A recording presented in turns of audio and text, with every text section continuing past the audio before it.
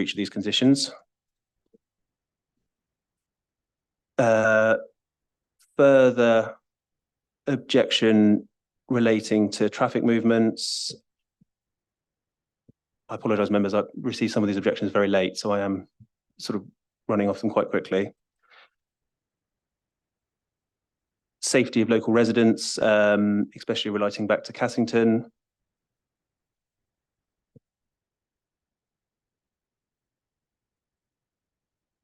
New entrants for RAF Crowton next door and potential HGV impacts on that.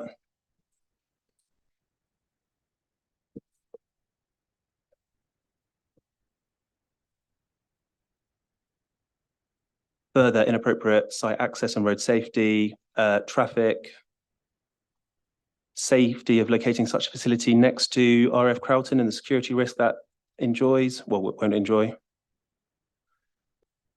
Unsuitable location, incorrect figures from Acorn regarding lorries and tractor movements, that being the traffic movements are very underestimated. Important documents being uploaded with only 2 weeks before the committee after 16 months in application. Further commentary on highways.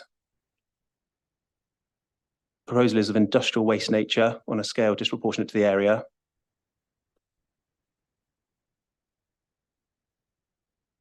The tractor loads stated within the draft operational development traffic management plan are illegal and won't meet weight restrictions. Plus the slow driving vehicles will cause further highway disruption.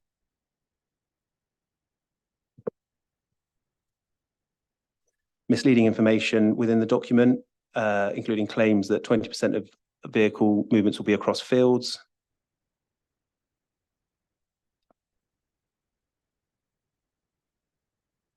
Further traffic on the Barleymow roundabout. Light, noise and air pollution will have harmful impacts on the water table.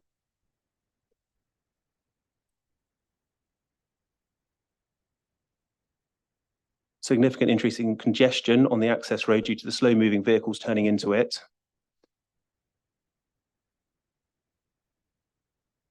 The site will see one vehicle turning into it every 120 seconds.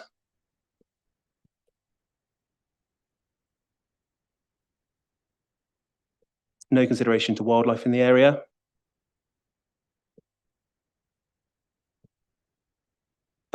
That the wildlife report submitted by the applicant is biased as it was commissioned by themselves and paid for by themselves and hasn't had independent review.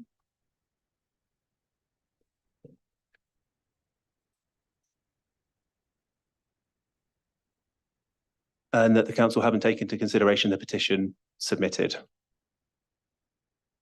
Further comments from the parish council as well. These include querying the operational traffic management plan draft in the highways movements. They've also questioned the consultation with a health and safety executive, that being the hazardous substance consent portion. I can confirm that as of this morning, the local authority did, as a precautionary approach, contact the health and safety executive, who have confirmed that no consultation is required with them. This is because the applicant will need to submit a hazardous substance consent application at a later date. This sits much like the EA permitting as a scheme outside of the planning remit. So the applicant will need to obtain the hazardous substance consent before the site can start operations, but they don't need to obtain it before planning permission be granted. After planning permission has been obtained, the applicant will apply for the hazardous substance consent for the hazardous material that will be stored on the site. And this will be based on the design of the site that was consented in planning.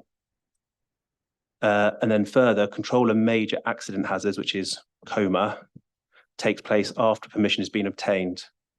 This is kicked off by the COMA notification to the health and safety executive, which notifies them of the nature of operations and the quantities of hazardous goods on the site. HSE then assigns a caseworker who follows the site through in terms of design. So that's us having spoken to HSE this morning with regards to the parish council's concern of no no consultation with them.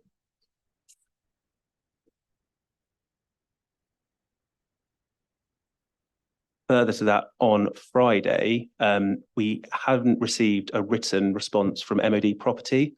And I'm aware that there were some concerns from members on site. So we spoke to MOD Property, the MOD Property team on Friday afternoon. They haven't provided me with anything in writing, but following our conversation, they clarified that they weren't objecting to the scheme. I had discussion with them regarding the, I'm afraid not a technical term, but the baubles, the satellite dish covers. They told me that they have no plans to remove them. They are sometimes removed and replaced, and that they may well be putting more up in the future. But again, I'm not weighing that in either way, but they certainly confirmed that there was no consideration that they were being taken down. They said that if they had anything they wanted to pick on, it was that the new site entrance was rather close to their newly approved site entrance. But as I say, we've had no objection from that. I did discuss with them, obviously, the terrorism concerns as well, and nothing was forthcoming from them with regards to that.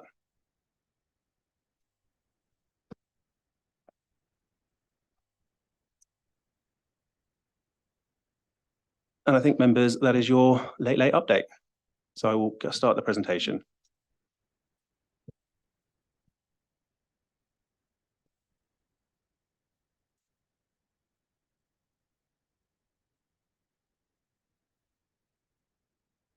So members will remember from the site visit, this sits on the Barley Mow roundabout.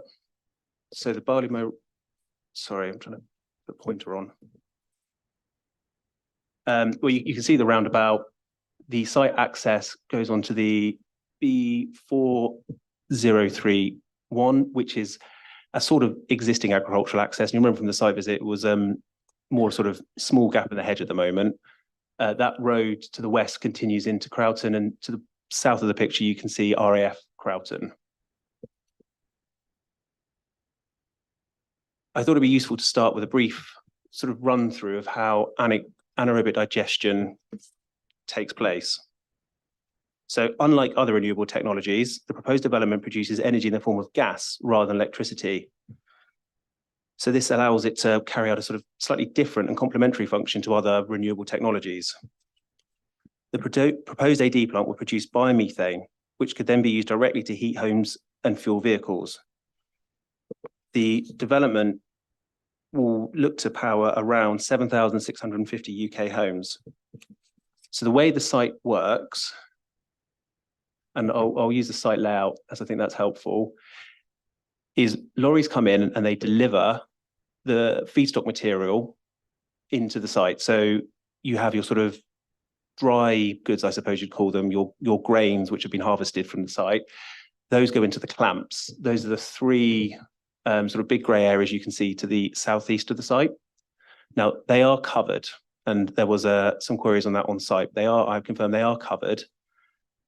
Now, within that, you say you sit with your sort of your dry grains, etc.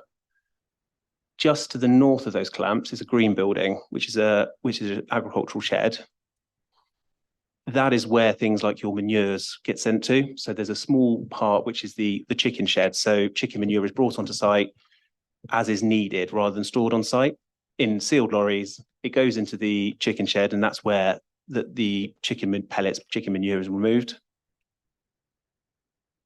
That then is fed into the tanks, which is mixed with water. Now that water is all collected from rainwater. This isn't going to be connected to the water pipes, to the water system. So everything's on site. And I've inquired to the applicant what happens when it doesn't rain, and they said, well, they then have to modify the way they digest and what feedstocks they use in the digestate. So inside the tanks, the mixture's moved around, etc. Gas is produced. The mixture itself is then moved to the lagoons, which is a sort of a slurry. Again, this is covered. That slurry is taken off site in tankers, and that is used as fertilizer, while the gas is then removed and then taken into the grid.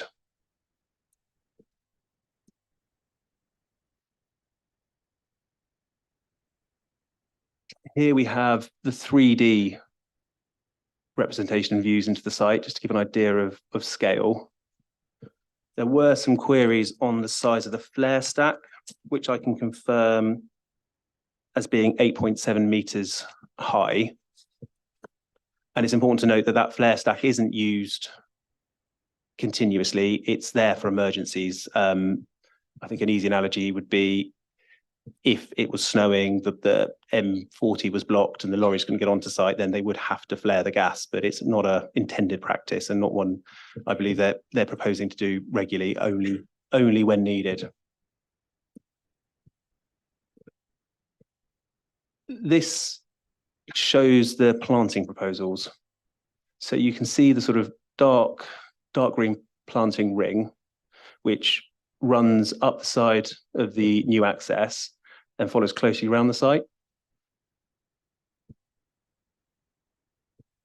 The main height are the 5 circles. So that's been pushed, I suppose, as far away from the residential dwellings as possible, where you have the lagoons then at the highest point at the moment, and those lagoons are covered and I think will be entirely screened. And we'll look through the LVIA images shortly so you can see the impact of the domes.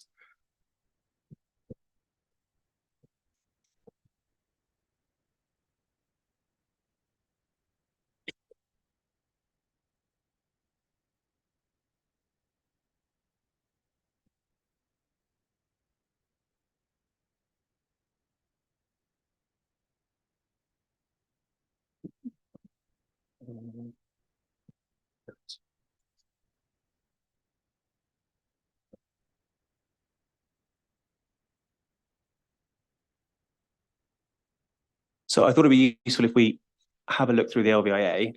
So this is view 3 taken the LVIA. So I've not taken every single viewpoint. I've only gone for the views where I think we can see most impact. So this is view 3. So from the site visit, you remember the lay-by we parked in?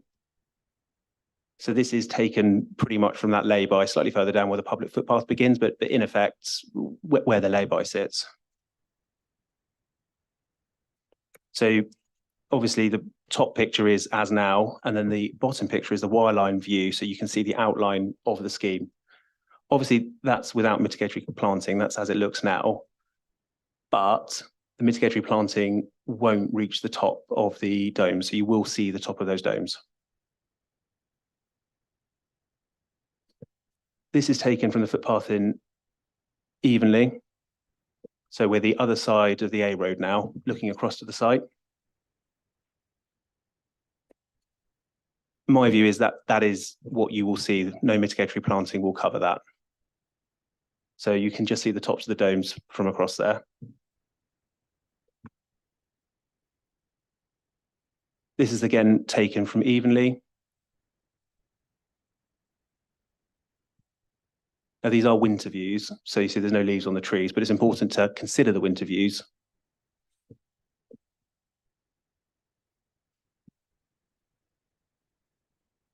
So where we first met at the site visit, we had the Barley Mow roundabout, and then to the immediate left is where we parked, opposite the residential properties. This then sits slightly further west along the road and then to the south of the road. So you're almost in the sort of outskirts of the RAF base here. So this is a 3D visualization of the site, and this would be with no mitigatory planting. And there is the proposal with the mitigatory planting. Now, one of the points we look to condition is the colour of the scheme. Obviously, on this day, the sky is rather grey, and you know the photo reflects that in the dome colour. There are, and you will have seen them on the motorway, especially sort of the large industrial depots. There is colours and schemes that are used to help blend these sites into the environment. But you can see from that viewpoint at year 15, the domes are visible.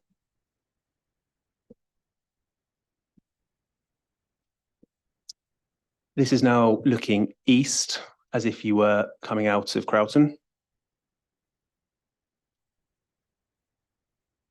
You can see the wireline here, and I'd say that the site is very well obscured from that viewpoint.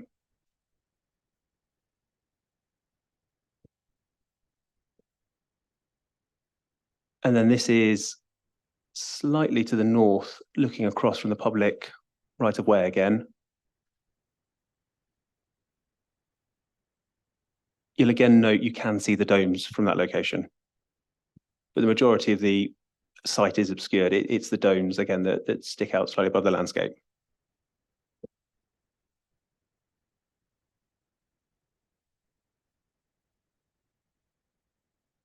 In terms of traffic impact, we've obviously received many objections regarding the traffic impact. This is an indicative local feedstock source. So I stress indicative. It forms part of the draft operational traffic management plan. So we've had a draft submitted to us. We have conditioned, or we request a condition that an operational traffic management plan is submitted to the local authority for approval. So this is in effect a working document. I think the applicants would point out that it's probably a pretty accurate reflection of where they're looking to obtain their feedstocks from, and obviously where they've carried out their research and spoken to farmers.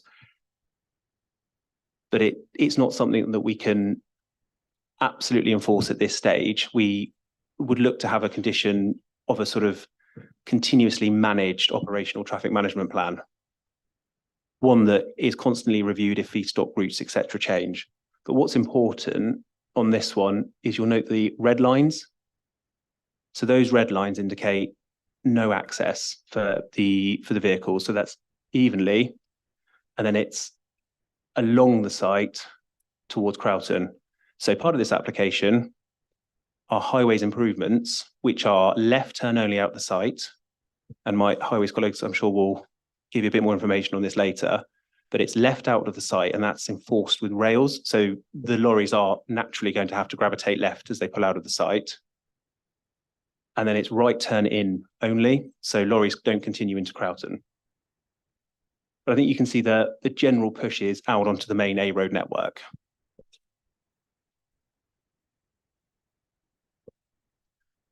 Again, similar visualization just to show where the vehicle movements are going to be heading.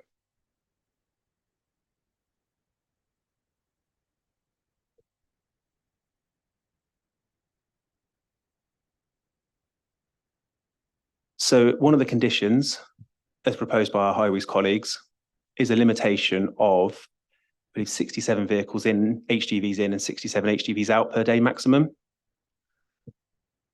This has been supplied by the applicant and is an indication of how those movements work. So effectively, when a certain crop is ready for harvesting, that's when we'll see that the push in larger amounts of vehicle movements, with those vehicle movements declining once that crop is on site, because it's held in the clamps and then fed into the machinery.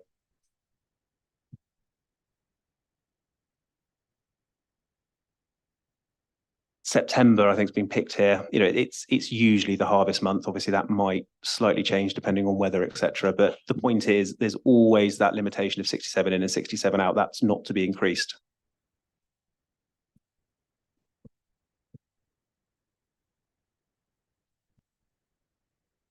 Unfortunately, this one has lost its arrow. So this map was going to show you the off movements, that being the two gas movements off the site plus the CO2 lorry each day. These are included within the 67 maximum movements. So these lorries will head right immediately out of the site down to the M40. Most likely the CO2 lorry will then head to an industrial state that it can reach from the M40. So the CO2 will be used in industrial uses and sold on. Whereas the natural gas will then go up the M40 into its location where it's then put into the grid.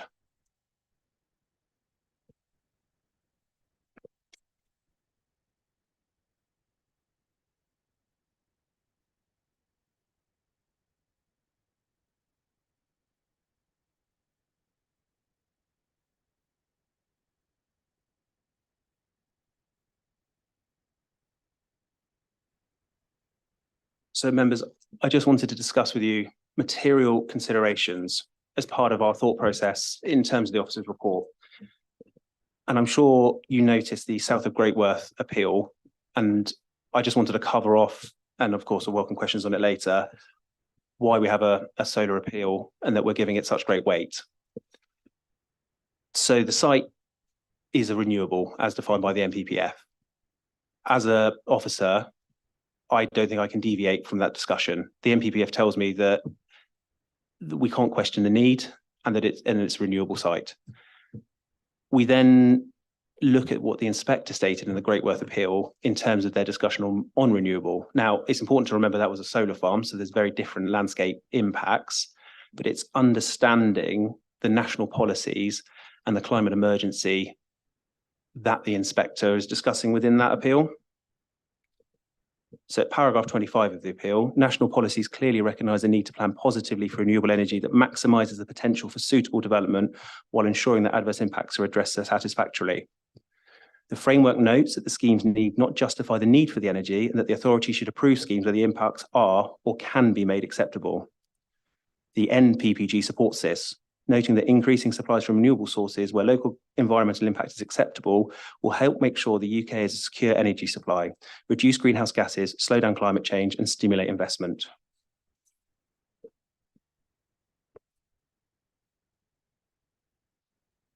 At paragraph 131, the inspector goes on and states, the countryside is an asset on which there are conflicting demands. Rural areas in particular may be valued for their beauty and the pleasure and health benefits they give to those who access them. They are also the source of the majority of our food and other agricultural products, and in addition, are now expected to meet the need to diversify and decarbonise our energy sector, at least in part. These conflicting needs are clearly present here, with the desire to see food security and continued productivity from the fields and the passion felt by local residents for the beauty and tranquility of the countryside, accessible on footpaths surrounding the villages.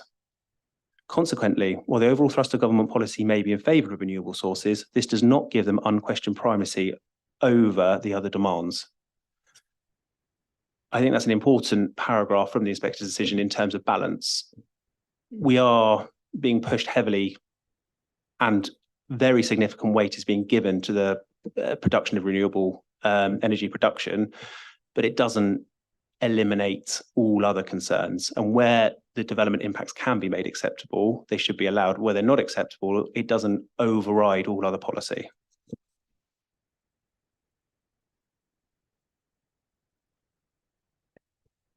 So in terms of principle of development,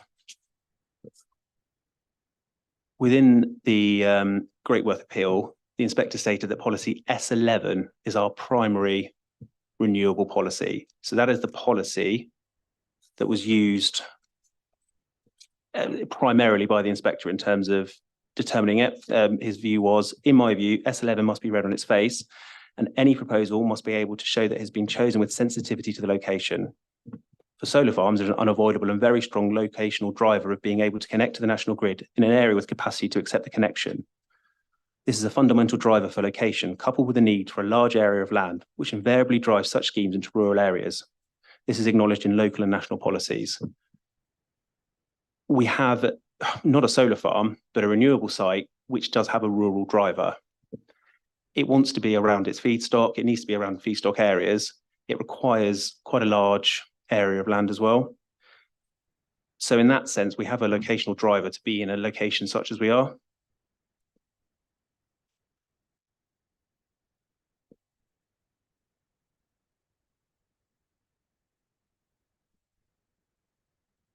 So policy S11 states proposals should be sensitively located and designed to minimise potential adverse impacts on people, the natural environment, biodiversity, historic assets, and should mitigate pollution. We have gone through an external landscape consultant looking at this scheme. You would have seen their conclusion, which is that the landscape harm has been deemed acceptable. Part of that is it's sitting with RAF Croughton behind it and the sitting of the large satellite domes and the already perceived landscape impact because of those domes. We've been provided with what we believe to be a robust planting scheme as well, which, though it doesn't entirely exclude the development from the countryside, goes a long way in terms of mitigating its impacts.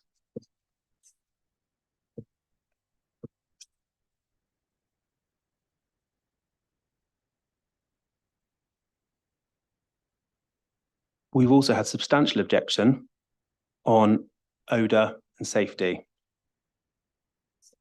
At the Barley Mow, there are residential dwellings which are about 280 metres from the site. And remember from the site visit that we went into part of the garden of one of those properties so we could see the site from that garden and appreciate where the location of the development would be.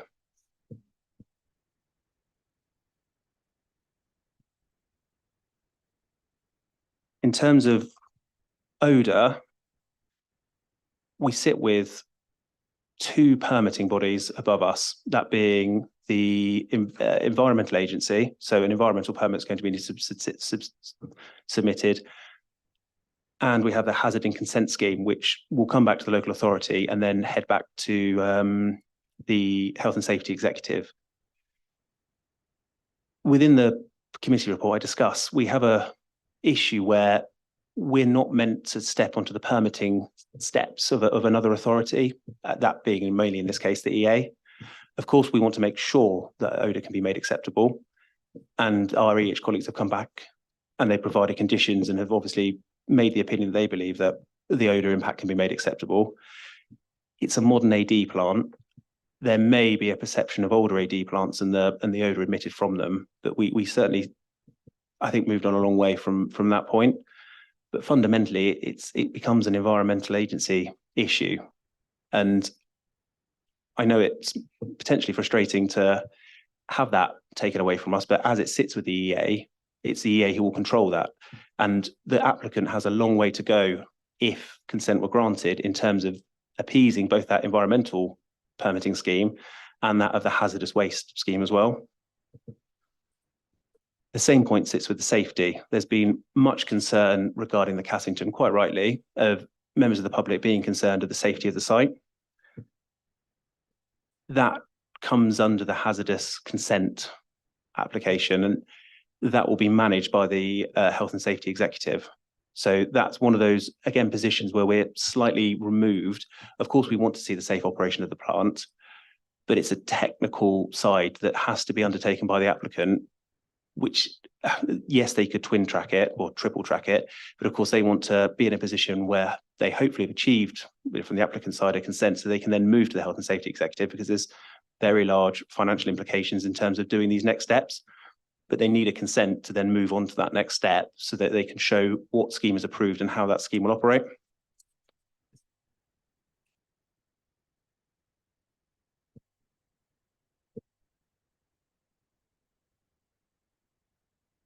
The other, I say, major concern was that of mainly of highways, which I say we've looked to address via condition, and obviously my highways colleagues can respond to any questions on that later.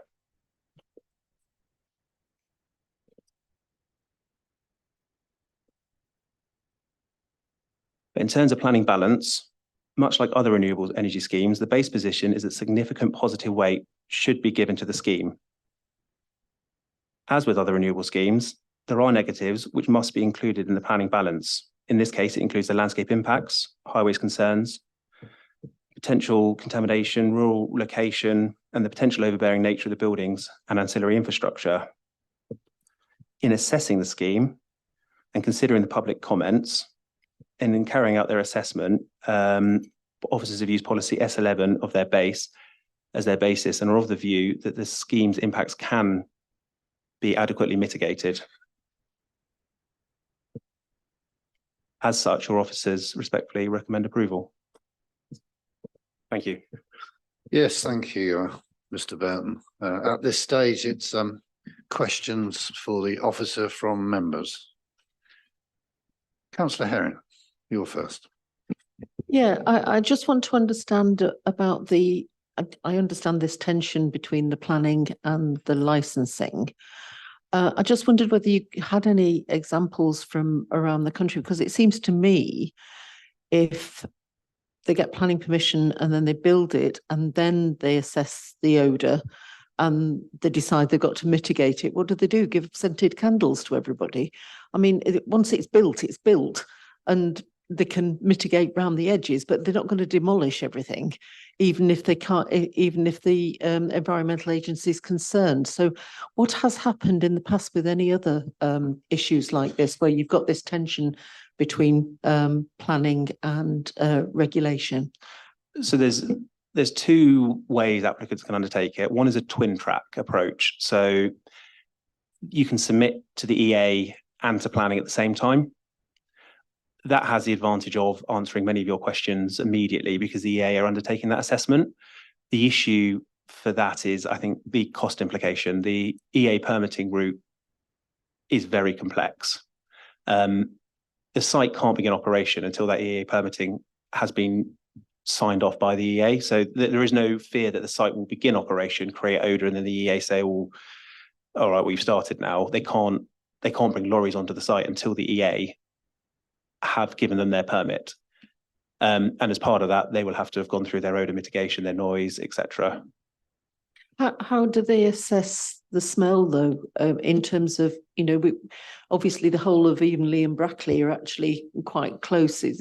I was surprised actually when you saw, it's quite interesting when you saw the photographs from the Evenley side, just how close it is.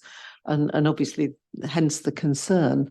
But with the prevailing wind in that direction, how do they actually assess what they're going to smell? I mean, scientifically, how do they do that? Yes, through you, Chair, if I may. It is very difficult, but obviously those type of questions, I mean, the environmental permit, for example, the regulations of that does have a lot more teeth than any local authority has, or any powers that any authority can bring to bear on an application. That can be shut down instantaneously if there's an issue with odour. They will, and from my experience of dealing with applications that then go on to generate the need for an environmental permit, just going back to what Chris mentioned there, it tends to have been the 7 cases I'm aware of that I've been involved with. The plan application is determined, they then submit the application for the permit itself. That's then secured, because as part of that permitting regime, there might be a slight tweak to a ventilation stack or an area where they might need a slightly more odour dampening materials on there, or something to answer that question. So there may well be where it to be consented, or in this particular case that I can think of, it was consented, and then there was a variation of one of the conditions, just small elements of the scheme, but just in order to secure the permit. But then they had to jump back into the permitting process, resubmit the information and the approved plans that the authority in that particular case had granted. The permit was then issued. I'm certainly not aware of any of those sites being closed down by the Environment Agency, but there are numerous examples where the Environment Agency has had to step in when there's been odour generated from that, and they base their assessment, and this is going back a few years from speaking to someone from the environmental permitting team at the EA, they based it on up-to-date technical information that the applicant does submit. They then reassess it themselves to see whether or not the maths works out correctly, and then they will issue the permit based on that. So they don't go out and ask them to run or conduct a trial run of the plant, then to measure the actual odour element, because it's difficult to try and retrofit it after that point. They've got to take a benchmark, and that's done by looking at the data, the empirical data, the information that the applicant provides as part of the EA regime, the permitting regime. Thank you, Chair. Councillor Gonzalez de Savage. Thank you, Mr. Chairman. A couple of questions, really. Firstly, it does strike me as being rather out of sync that we have to wait for the planning effective decision to go through, and then the Health and Safety Executive and Environmental Agency are then built on following that. I appreciate that's a system effectively, but clearly those permissions are then sought following the planning application. I think it ought to be the other way around, particularly as we talk about something rather hazardous and certainly affects a wide area. Can I ask to you, Mr. Burton, in terms of the submissions you've had a lot of late submissions here, clearly. Have you had sufficient time, is one question, to read them and appreciate them?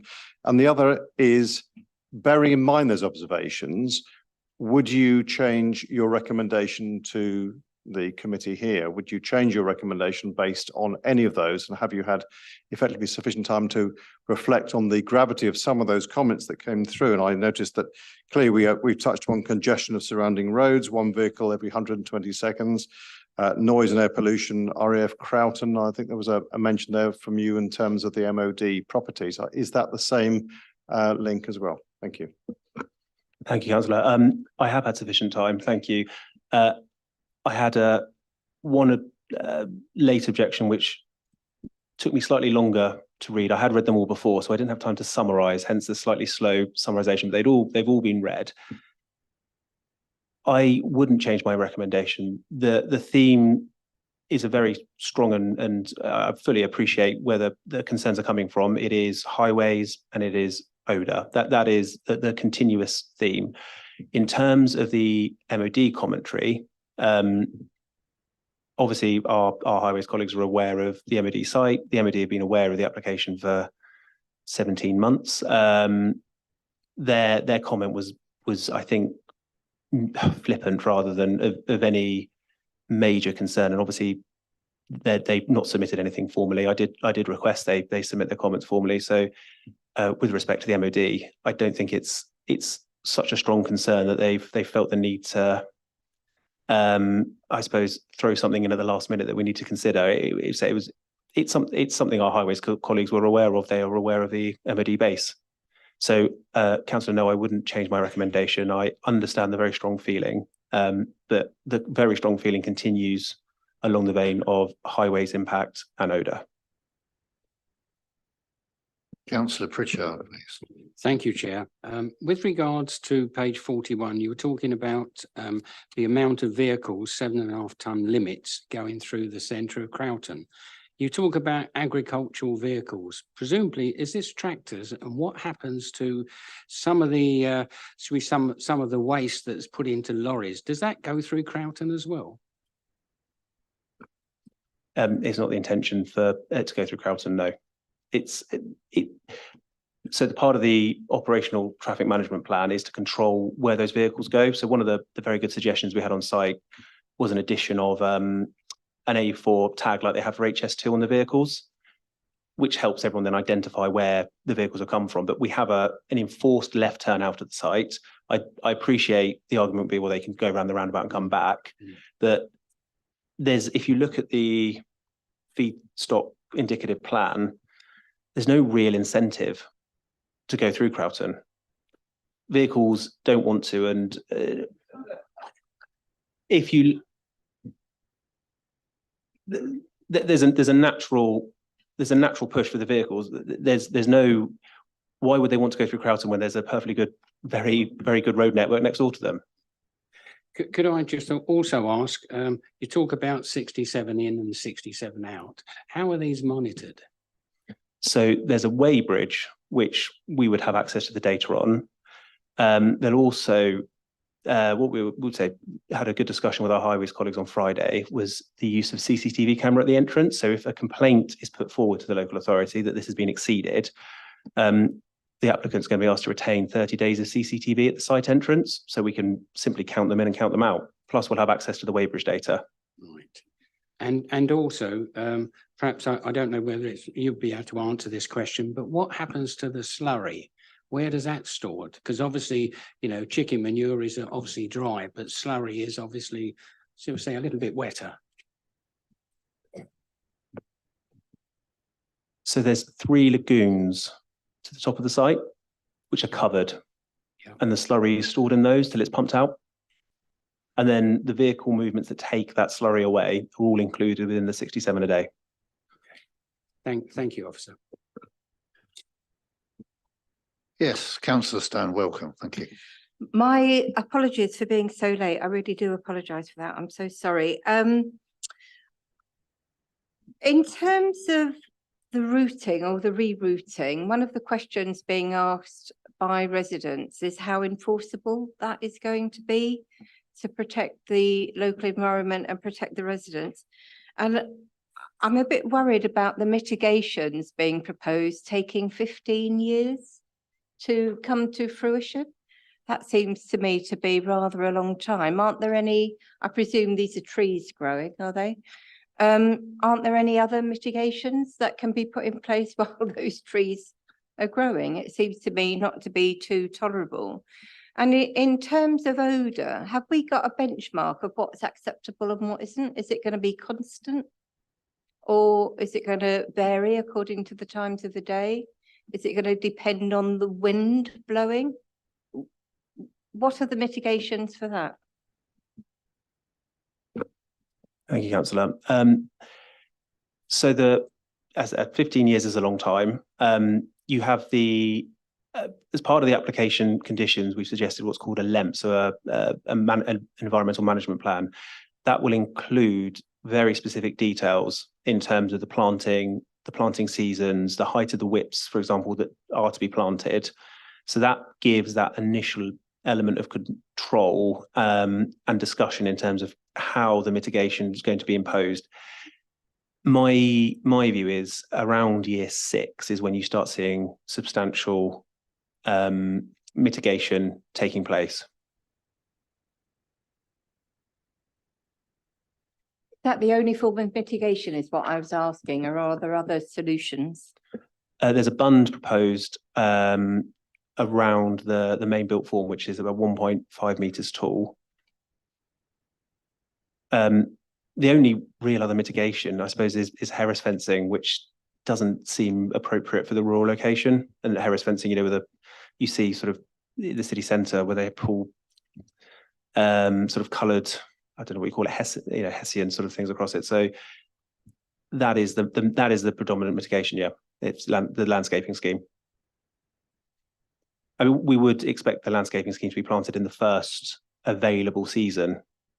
So it will be planted straight away. It's not something that's withheld from the site for years while they work on it. It is expected to be commenced immediately.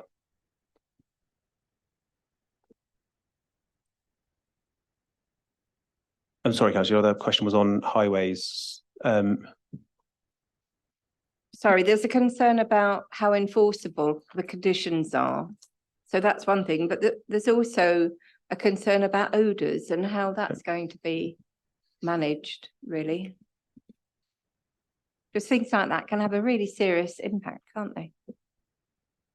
So in terms of highways, a lot of it again comes down to the operational traffic management plan, which will be an organic document which will evolve with the site. So just because we've been given a traffic management plan on day one of the operation, we will expect that to evolve as feedstock location, etc. changes. So we always can control that side. The actual vehicle movements in and out of site, I think, is relatively easy to control. We have the CCTV, so if there's more than 67, let's say we can count them in and count them out. There's no hiding that element from the local authority. We then have what would be expected is everyone who attends the site will have to be briefed on the traffic management plan. So if you sign a contract with the operator, part of the condition is you then have to be briefed on the operation traffic management plan and how it works and the routings you're expected to take. I would say for the majority of the feedstock locations, there is just a natural route which will be onto the A road, Barley Mow roundabout and into the site, turn right.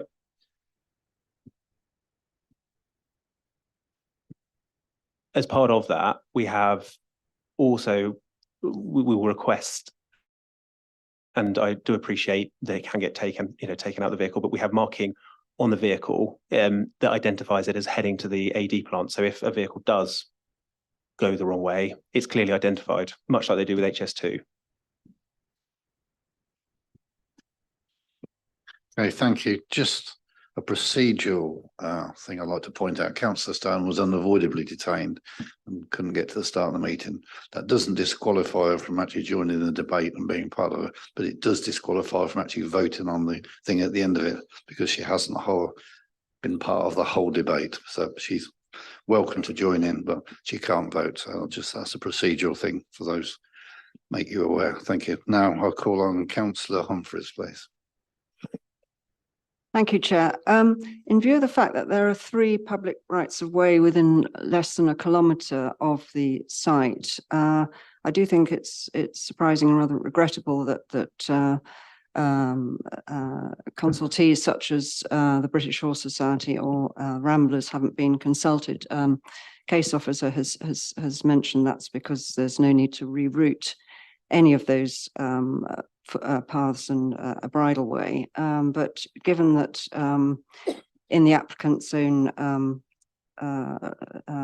visual impact statement, they report that for the users of AK 103 and the viewpoint 6, in other words, viewpoint 9.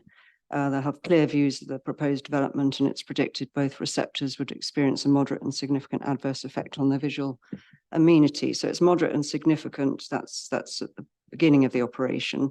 And then it's still moderate after 15, moderate minor after 15 years. As I say, I think it's regrettable that we haven't consulted them as well. Thank you. I'll take Councillor Manners first, if you don't mind. Thank you. Thank you, Chair.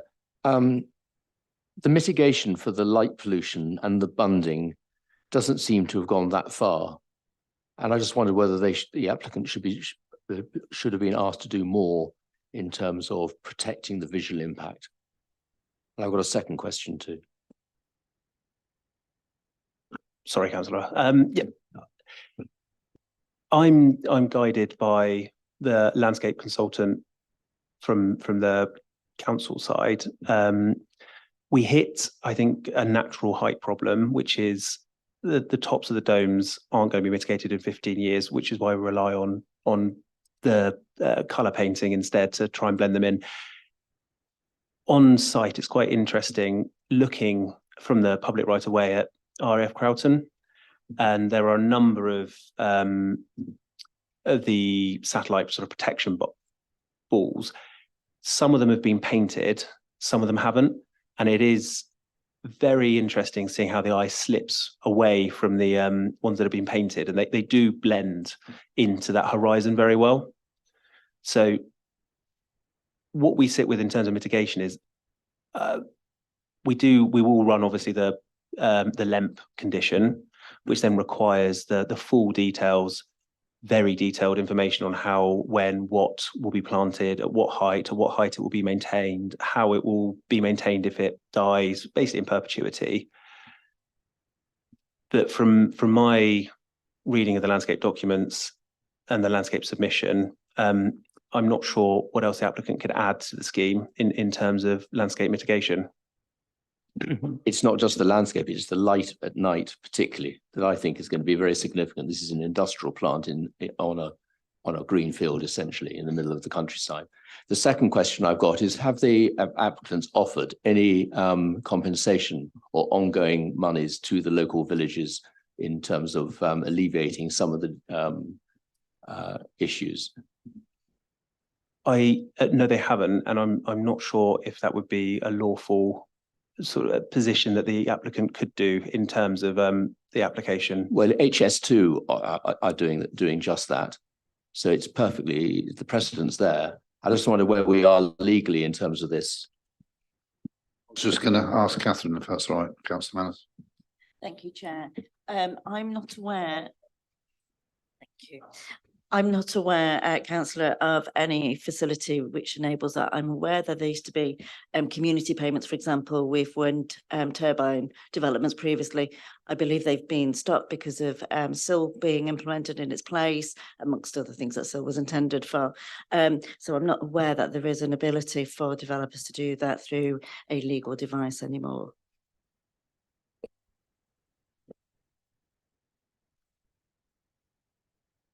Councillor Gonzalez de Savage. Thank you, Mr. Chairman. I have a couple of questions actually, and one just following on from good colleague Councillor Manners' points there. I do also remember in terms of HS2 and also on solar farms, there have been rather substantial payments given to communities to enable community funds of some sort to be established. And in fact, we did discuss that on several site visits to the Greatworth application as well. So there have definitely, there is a precedent on that. So I very much think that we should look into that. Do you want Sean to answer that one for you first? Thank you. Sorry, Councillor, I had to finish the question. Sorry, I know. No, that's fine. If you'd like to add to that, if you already know where I am, that's fine. No, just in terms of the, obviously HS2 has been mentioned once or twice. Whilst that was a planning application, we were a consultee on that planning application. We weren't the determining authority. That was a government approved NSIP, National Significant Infrastructure Project application. That does have different legislation within the planning umbrella as to what can and cannot be put towards or what can be brought forward, such as community funds, community levy funds and so forth. that doesn't fall under the remit of a local authority to be able to do. The government can do that. Unfortunately, local government cannot, I'm afraid. Okay, thank you. In that case, Mr. Chairman, if this plan is successful, this application, then I think the MP should be absolutely involved in terms of trying to secure that. But coming back to my points, if I might, a couple of questions. Firstly, there was a point raised about wildlife report that needs to be assessed. It hasn't been assessed independently, as far as I'm aware. Mr. Burton, you indicated, and I think that quite clearly the Wildlife Trust or respected body, another respected body ought to be certainly brought into that, because I'm sure that wildlife absolutely essential there. It's a very green area, as we know, and right out in the countryside, as other councils have been engaged with that, with the pollution, whether it's light pollution or traffic pollution, there certainly will be harm to wildlife. I'd also like to understand in terms of any toxins, and I appreciate that from the information that you have, might not be very clear, but any toxins that will be emitted airborne wise from there. And quite clearly, we don't know what the feedstock will be in some years to come. We know what's been planned in the application. And that does concern me, because it certainly isn't local by any means whatsoever. This comes from quite a distance. These sites are probably better placed next to railway lines, to be totally frank, and using rail or other methods of transportation, as opposed to clogging up our country areas. But that's an observation of mine, not a planning one, I'm sure. The other point in terms of the health and safety aspect of this, how close, and I appreciate there are different agencies, but how close are we aware of the thoughts from the health and safety executive? Really think that we would be wasting our time if we went along to too much detail here, if we know that how they feel. Have they been effectively pretty square with you about their thoughts on these applications? Thank you.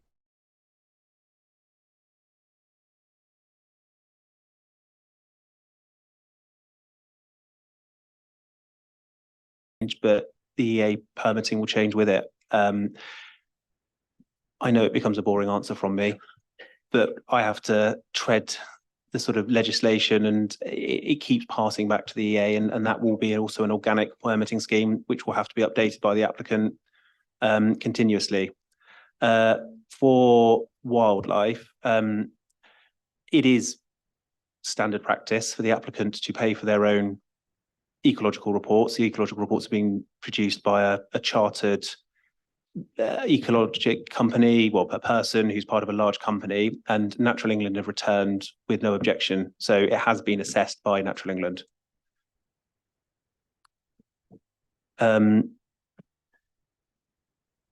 With the health and safety executive, again, they run quite a straight argument, which is we go through do we need to consult with them? We don't. We'll see you at the next stage. They much like the EA, they are slightly aloof from us, slightly further away from where we sit, but they need a scheme to understand what they're dealing with in terms of the health and safety of it. Again, I suppose the applicant could engage the health and safety executive earlier on, but it's a tremendous burden on the applicant when they haven't got consent yet. Because if they then have to go back and change the scheme, let's say we recommended changes to the scheme and its layout, then they'd have to go back and restart the health and safety executive sort of program again, same with the EA permitting. Or of course, the scheme may be refused today, in which case the health and safety executive work was I suppose a colossal expense, which they weren't ever going to be able to proceed with. So I think in an ideal world, you're entirely correct. It would be much nicer to have that information for us to make a determination with. But I also think that's why we are steered in terms of how we have to assess these applications, in that this is being taken away from us, and it's not for us to start trying to jump on where the HSE sit, where the EA sit. They have their own sort of regimented bodies, and they will deal with this later. And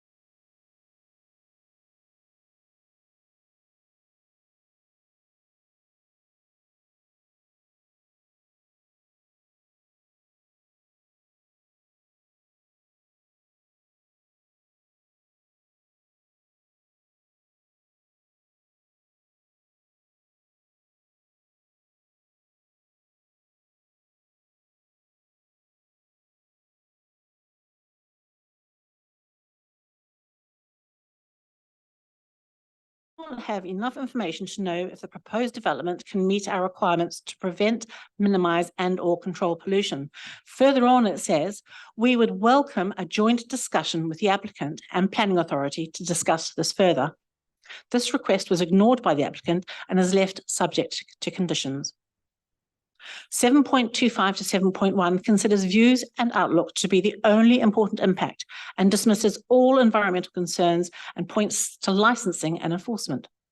Relying on enforcement could leave residents subject to months of complaints and nuisance. We need to understand these important issues at this stage and not rely on conditions and enforcement. This is at the heart of the impacts of this development.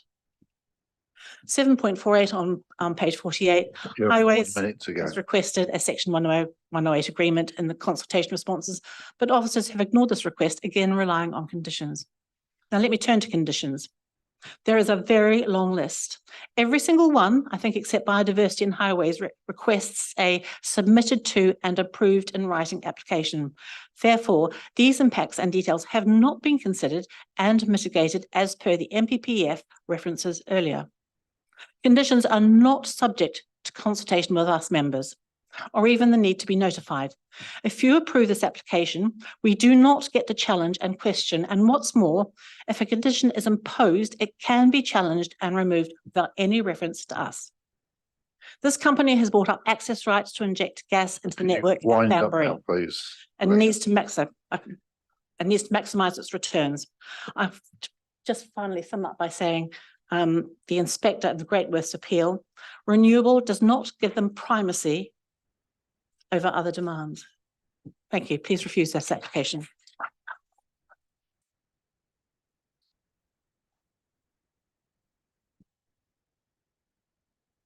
Any questions for Councillor Breeze, please?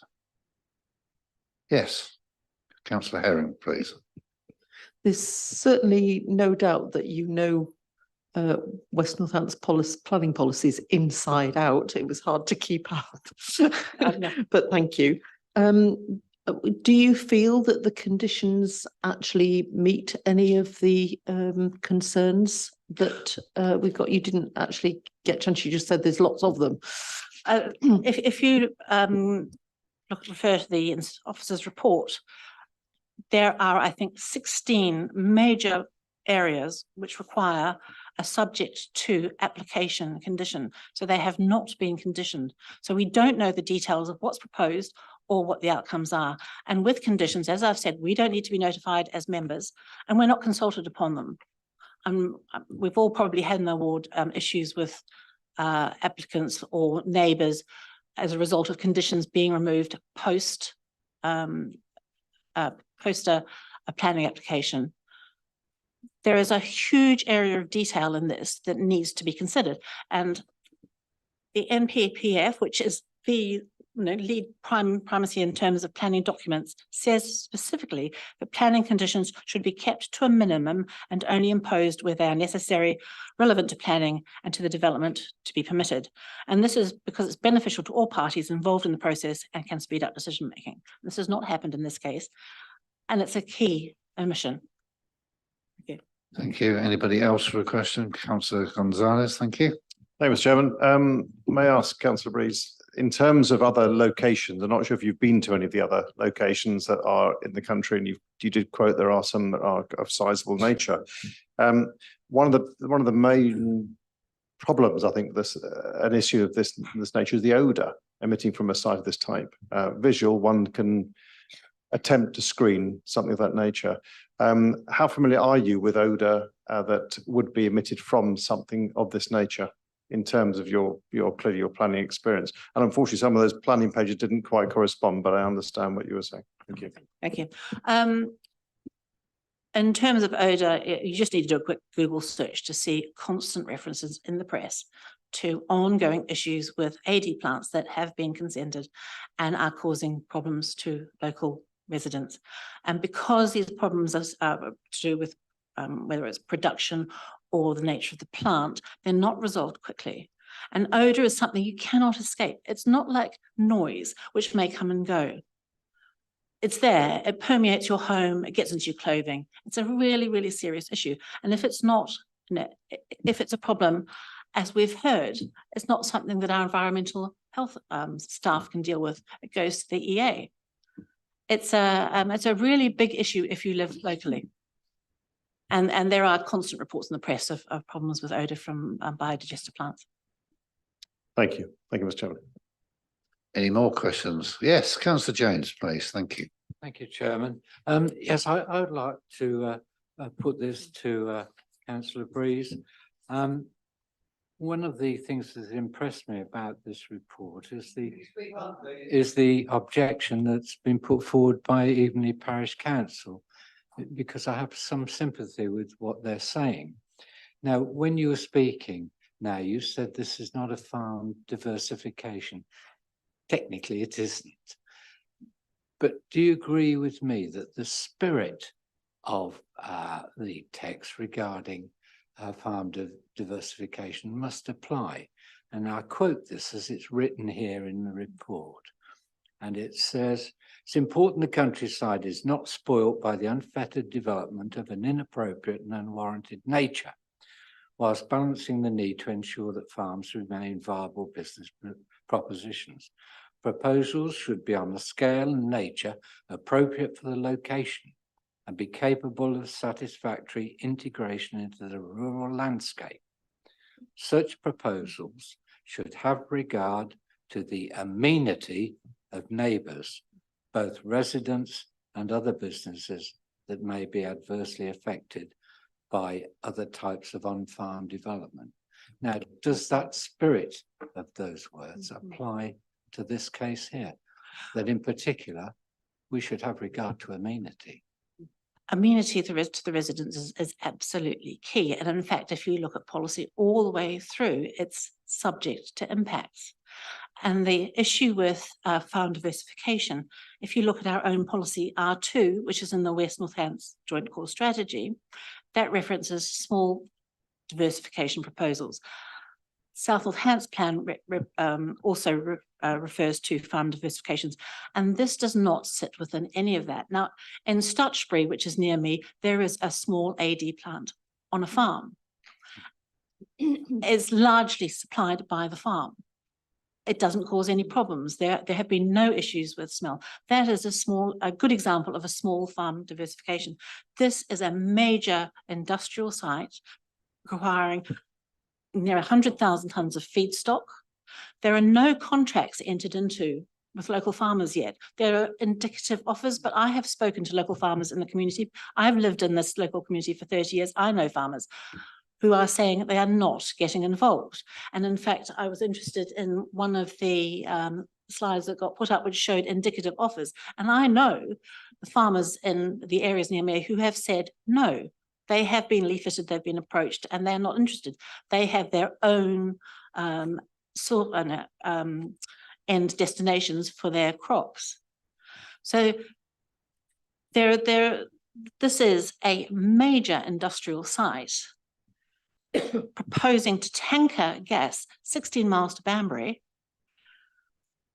It does not fit any diversification policies that we have within any of our local plans.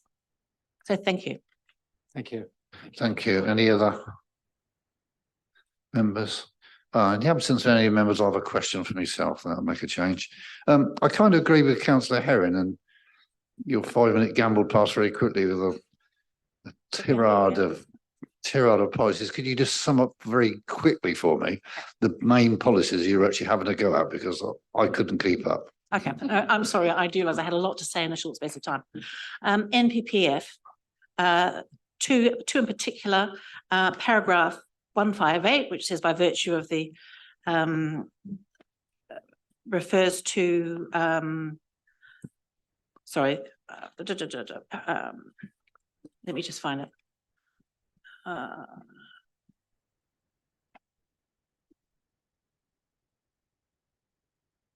158 says that once you have a site, you need to be able to approve the application if its impacts are or can be made acceptable. And then this refers back to paragraph 56 of the NPPF, which says planning conditions should be kept to a minimum and only opposed where they are necessary, relevant to planning and to the development to be permitted. So those are the two NPPF references. In terms of the West Northants Joint Core Strategy, there's S1, which is an overarching sustainability policy. S10 is referenced, but that's wrong. That relates to new housing developments and integrating renewable, solar panels, community heat systems and so on into that development, so shouldn't be referenced. S11, which was referenced by the officer in the Greatworth appeal, which says that primacy of renewables does not overtake all other considerations. And the inspector also says that in the Greatworth appeal, that location is an unavoidable and very strong locational driver of being able to connect to the national grid. This is not connected to any grid. It's 16 miles from the injection site. So how can that be sustainable? So that's section 11. Furthermore, on the South Northants local plan, part 2, EMP3, which is the allocation of sites for employment uses and references employment sites in the open countryside. And then EMP6, which looked at with R2 is the farm diversification policy. There's also the sustainability test, which I believe that this fails on because there are no contracts to show where the feedstock is coming from and the distances that will be covered, not only by the output, but by the inputs to maintain the plant. Thank you. I managed to write them down that time. Thank you. Thank you. And Thank I you. also have reasons for refusal that I've knocked up. I'm sure they need finessing, but I do have them here. Should they be Okay, required. thank you. Thank you. I now call upon the applicants, and I would ask the public to not barrack them or not give them a fair chance to say what they've got to say, please. So I'd ask Alistair Veitch and his technical assistant to come forward, please.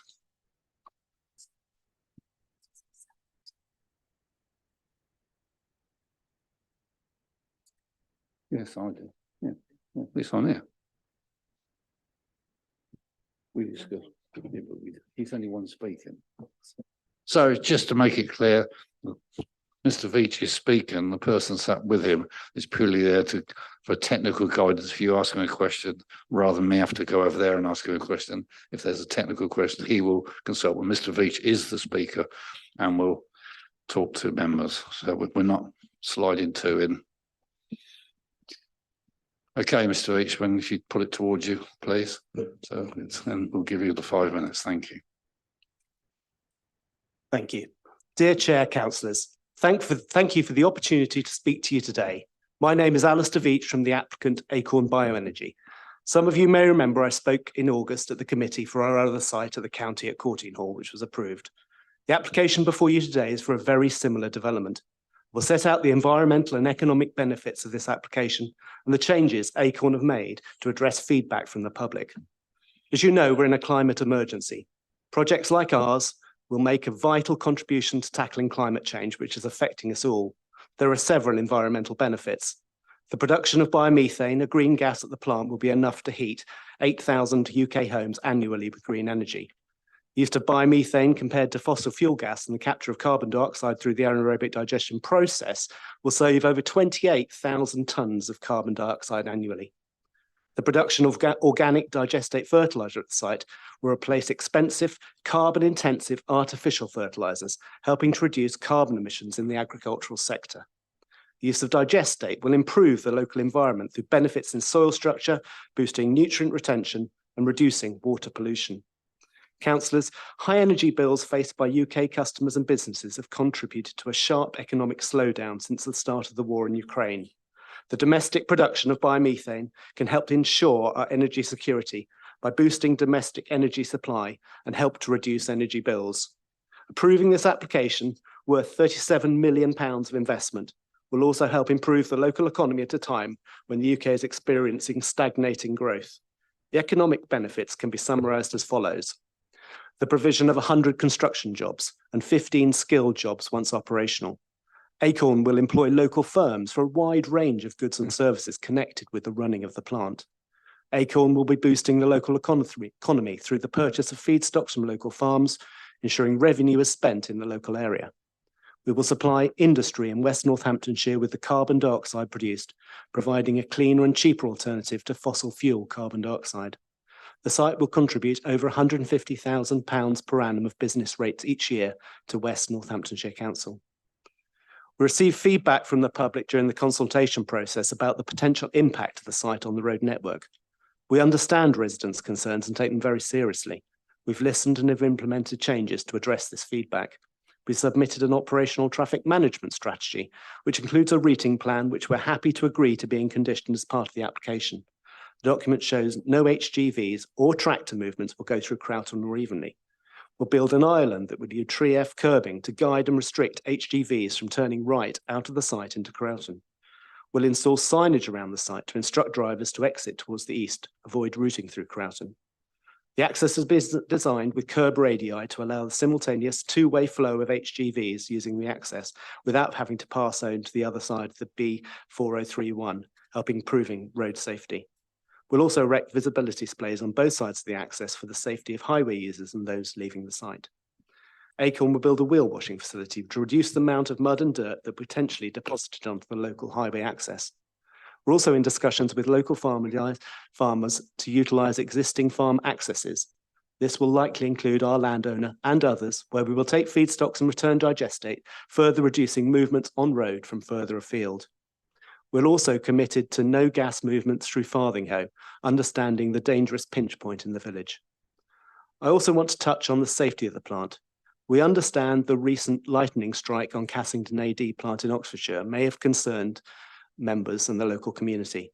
While lightning strikes are rare, Acorn will have lightning protection from day one of operation. As part of securing a waste permit for the site from the Environment Agency, we will submit our own risk assessments along with other technical studies, which I'm happy to elaborate further upon questions. You have a further minute, sir. To conclude, we've listened very carefully to feedback raised during the consultation process, specifically with regards to transport movements in the local area. The application has numerous environmental and economic benefits. It will help accelerate UK decarbonisation, reduce our dependence upon costly foreign energy inputs, and boost the local economic growth. I hope the committee will join officers in supporting the application. I'll be delighted to take questions. Thank you very much. Yes, thank you, Mr. Edge. Councillor Clark.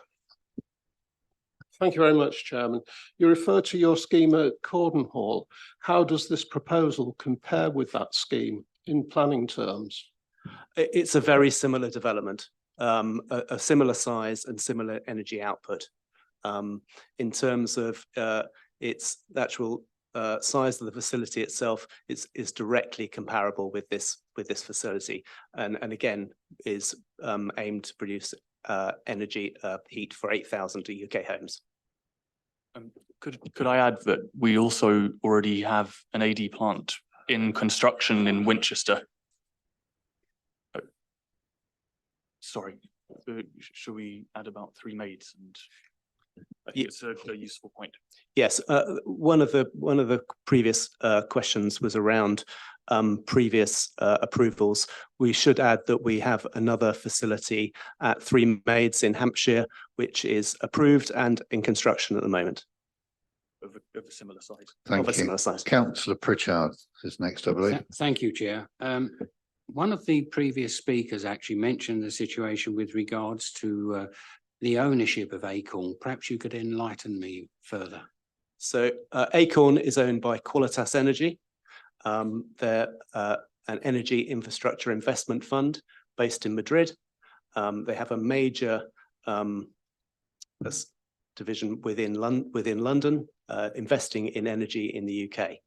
Acorn Bioenergy Limited is a UK limited company. Yeah. Also, I've sat on previous, should we say, applications similar to this. And one thing that keeps on coming up is that now some of the gas that actually is emitted from, or should we say, produced by these plants, can be actually piped straight into the network. Why aren't you considering this? Because obviously, when you look at all the traffic movements, why aren't you considering getting into pumping the gas straight into the network? Chair, can I ask Daniel to? Yeah, that's myself. Oh, it has to Oh, go sorry, through Alice. okay, all right, okay. Yes, what, there is, the reason that we're looking to move the biomethane to Banbury or Newton Longville is that we have an injection hub there that has the ability to take a large amount of biomethane into the grid. That's our overriding aim here. That allows that gas to go in throughout the winter when everyone's using gas, but also in the summer months when the use of gas is less. So consequently, we're ensured that we can get that gas into the grid 365 days a year. And last question, when, as I say, some of the other applications we looked at, they're very much localized. And what sort of area do you anticipate the waste coming into your plant? How far? Because obviously we've heard situations where lots of the farmers actually use their own devolving some of the their own waste, let's put it that way. So, because obviously if you're not getting enough waste, you're going to call them in for a much larger area. The vast majority of our feedstock will come within a 10-kilometre radius. So the plant will be using silages, will require about 48,000 tonnes per year of silage, and that will come within about a 10-kilometre radius. There are some other materials like chicken manure, which is a smaller proportion of our feedstock, will come from around 20 to 30 kilometres away. Can we not heckle from the public, please? Sorry, I'd Councillor Humphries, or was it Councillor? I don't mind. Between the two of you ladies, first and second. Thank you, Chair. If I may I ask 4 questions? Firstly, you mentioned that this development's very similar to the one that was approved at Corton Hall, but would you accept the landscape setting is very different? It's next to a motorway, or the landscape's already significantly changed by the road wind turbines, and the site has its own large-scale chicken farm, which is going to feed the plant, nor is it going through a village such as Croughton or 280 metres from residential dwellings. I remember there's agricultural occupancy there, but I do think it's quite different in terms of context. So that's something just something that's probably technically I haven't understood, but in the this application, you mentioned that hang on a second, sorry. The biogas gain was in this proposal is 900 million meters of the biogas is very different to the which was 17 million at Corton Hall. So could you explain why there's such a discrepancy when it is such a similar that's question first question, but perhaps you'd like to answer that. If I may, can I also ask you a couple of other questions? In terms of gas output, if I answer that question first, the Corton Hall and the Aswick application here are directly similar. Okay. So they have the same gas output. In terms of site location, clearly every site is different, but we think this is an excellent site for our application. We've got fantastic access to a large number of very, very willing farmers who are looking to be delighted to supply feedstocks and also take the digestate. It's critically important for agriculture that they have the opportunity to decarbonise, and the use of our facility is a fantastic opportunity for them to decarbonise. So we've got a lot of support from that local contingent. Thank you. Well, Councillor Breeze seems to dispute that, but just on the carbon saving, you say that there'll be 28,000 tonnes of carbon dioxide saved per annum. It would have been really helpful, as the CPRE suggested, to do a carbon net carbon assessment, because obviously all the vehicles going to the plant and causing pollution on the way. Have you got any? We have done a similar assessment, but for a separate application. And we have had it verified by 3 separate consultancy basis, major consultancy firms who've looked at it and gone into it in detail and approved the assessment. But not for this application. We haven't done it for this application, but those applications are exactly similar. And just on the point that Mr. Ricketts made from Evenley Parish Council, what's going to stop vehicles entering the site from going through Croughton and then doing a loop around the roundabout? As I said, we will have a traffic management plan. We will ensure that all our vehicles are badged up with Acorn. We will literally instruct all our drivers that that's the routing that they have to obey. They'll be contracted on that basis, and we will ensure that they comply with that. Thank you. Is that it? I'm sorry, did you have a 4th question? No? Is that it? Okay. Yep, councillor Herring, please. I just wondered whether you had actually looked at any sites that are near Junction 11, which is where the input area is for the gas containers. It seems to me there are plenty of industrial sites that run alongside the M40 that are gobbled up by warehousing and stuff. But I mean, there are other sites available that are much nearer and literally just off the roundabout of Junction 11. Have you approached Cherwell at all? Have you looked into having any, basing it in an industrial site nearer to where you're actually putting in the gas? Yes, we have. We've looked at a number of different sites. We're looking to build 4 facilities around Banbury, and this would be one of those facilities. And it fits very nicely. It's not too close to any of the other facilities. It's 20 miles away from Courtine Hall, so it won't have an impact on Courtine Hall itself. And consequently, we think this is a very good routing by using the A43 down south and going on the M40, or similarly, we could go to our other site at Newton Longville to take the gas there as well.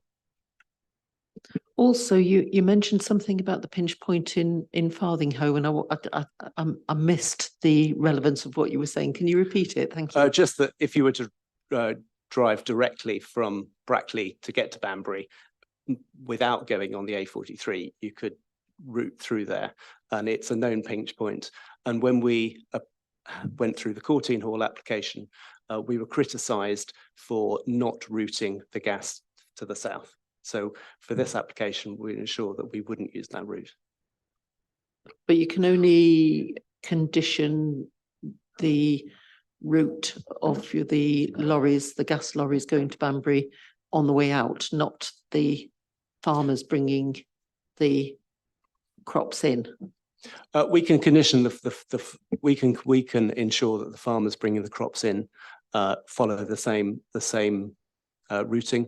We're not envisaging taking any crops further north than that anyway. So, well, I don't think tractors and trailers can go on the M40, can they? No.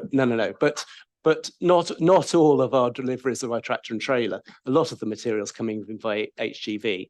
So straw, for example, if straw will come in by HGV, the chicken manure material will come in by HGV, and a certain amount of our silage feedstocks as well will come in by heavy goods vehicles. Thanks. Hang on a second. Sean wanted to come in. Sorry, just to the first question from Councillor Herring, this the point about the alternative sites or sites to look at. In terms of the MPPF, it's quite silent on the fact of a need for a sequential test. A lot of developments do require sequential testing and look at alternative sites as being preferable or not and dismissing them. Renewable energy and low carbon developments do not have to fall within that remit, so they don't have to sequentially look at other sites or dismiss other sites as being appropriate or less than appropriate than the application in front of a committee or an officer. Thank you, Chair. Councillor Gonzalez de Savage, please. Thanks, Sean. Mr. Beach, you don't have many friends by the sound of things.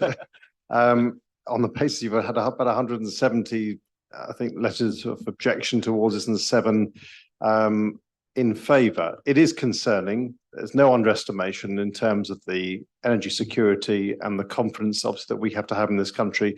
No one in this room, I'm sure, would ever doubt the fact that if we have to put plans in place to secure our energy, we'll look very creatively at it.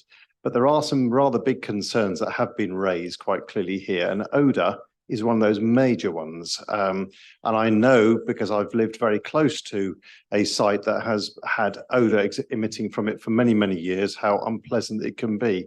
Do you, or are you aware, do you really take that on board? That's one of my questions. I have many others. Okay. Yes, we absolutely fully understand residents concerned about odour. AD plants, there are a number of different AD plants. They fall mainly into 3 criteria: that from sewage sludge in waterworks, those treating food waste, and those agricultural products, as is our facility. Unfortunately, food waste plants can be odorous. Our plant is very much actually like a large dairy farm without the open slurry. So we have silage pits, as the case officer said, they're covered. But in reality, the point sources of odour are few, and we've got full control of that. From the way we're designing it, you shouldn't be able to smell the facility from the site boundary. Okay, that's a major statement that you've just made about not being smellable from the south boundary. So I think that really is significant, and I think we need to be very clear about that. In terms of some of the areas that you've looked at, and obviously we appreciate some of the sites, because I mean, I would ask you why you've chosen this site, but you've indicated some of that already. Clearly, it's a green site. It's a residential site and not too far away, but it is in countryside, beautiful countryside. We have concerns clearly about how countryside will exist going forward, and therefore jobs is something that's very important to everybody. I know you've indicated 100 production jobs on site. Is that on site, and are they local people? Construction jobs. Construction jobs. Yes, the idea would be that we'd recruit and employ firms that are locally based and that will live in the local area. And following the construction, how many jobs are you proposing on site? Actually, based on the site, all the time will be 6, but we'll create 15 full-time jobs as part of the development.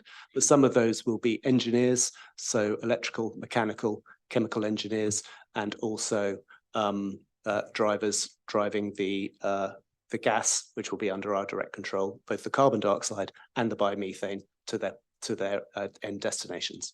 Okay, Mr. Chairman, there were some very big concerns about the vehicle movements coming into the site on the back of the proposal and the application. In terms of that, and quite clearly also hearing earlier on from an HGV driver, so with personal experience there, you'll obviously have to build in some sort of truck stop effectively, because you can't control clearly the hours of a driver.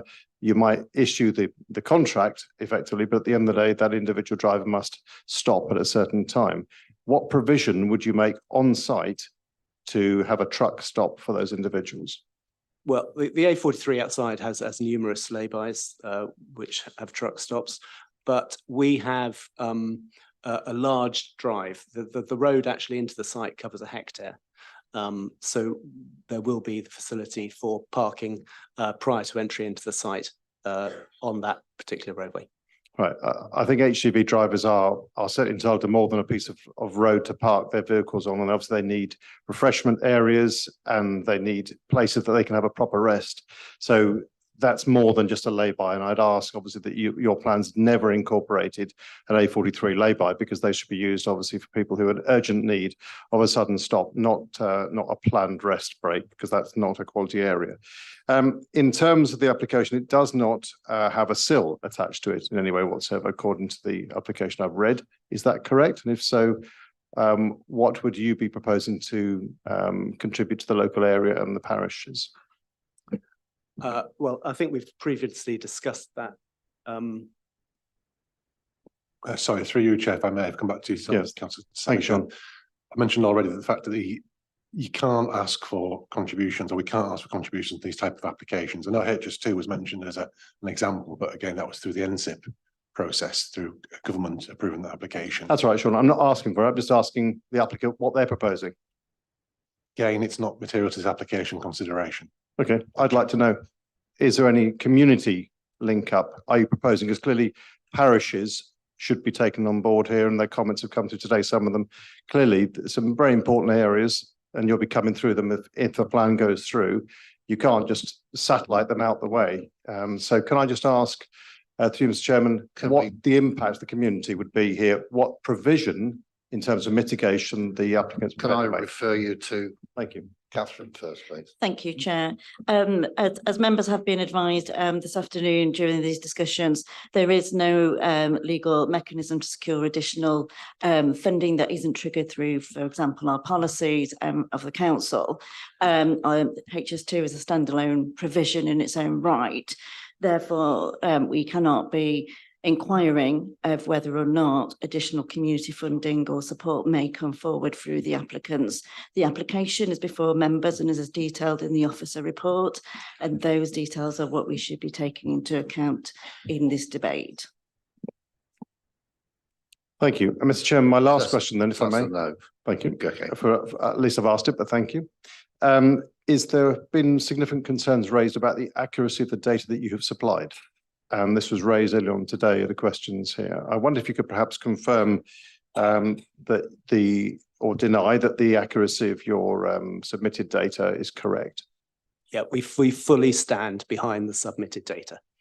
There is no doubt that that's exactly. So that's traffic movements. Yep. And vehicle numbers. Yes. And the right. Pollution from diesel vehicles going in and out. We've allowed for that in our carbon calculator, yes.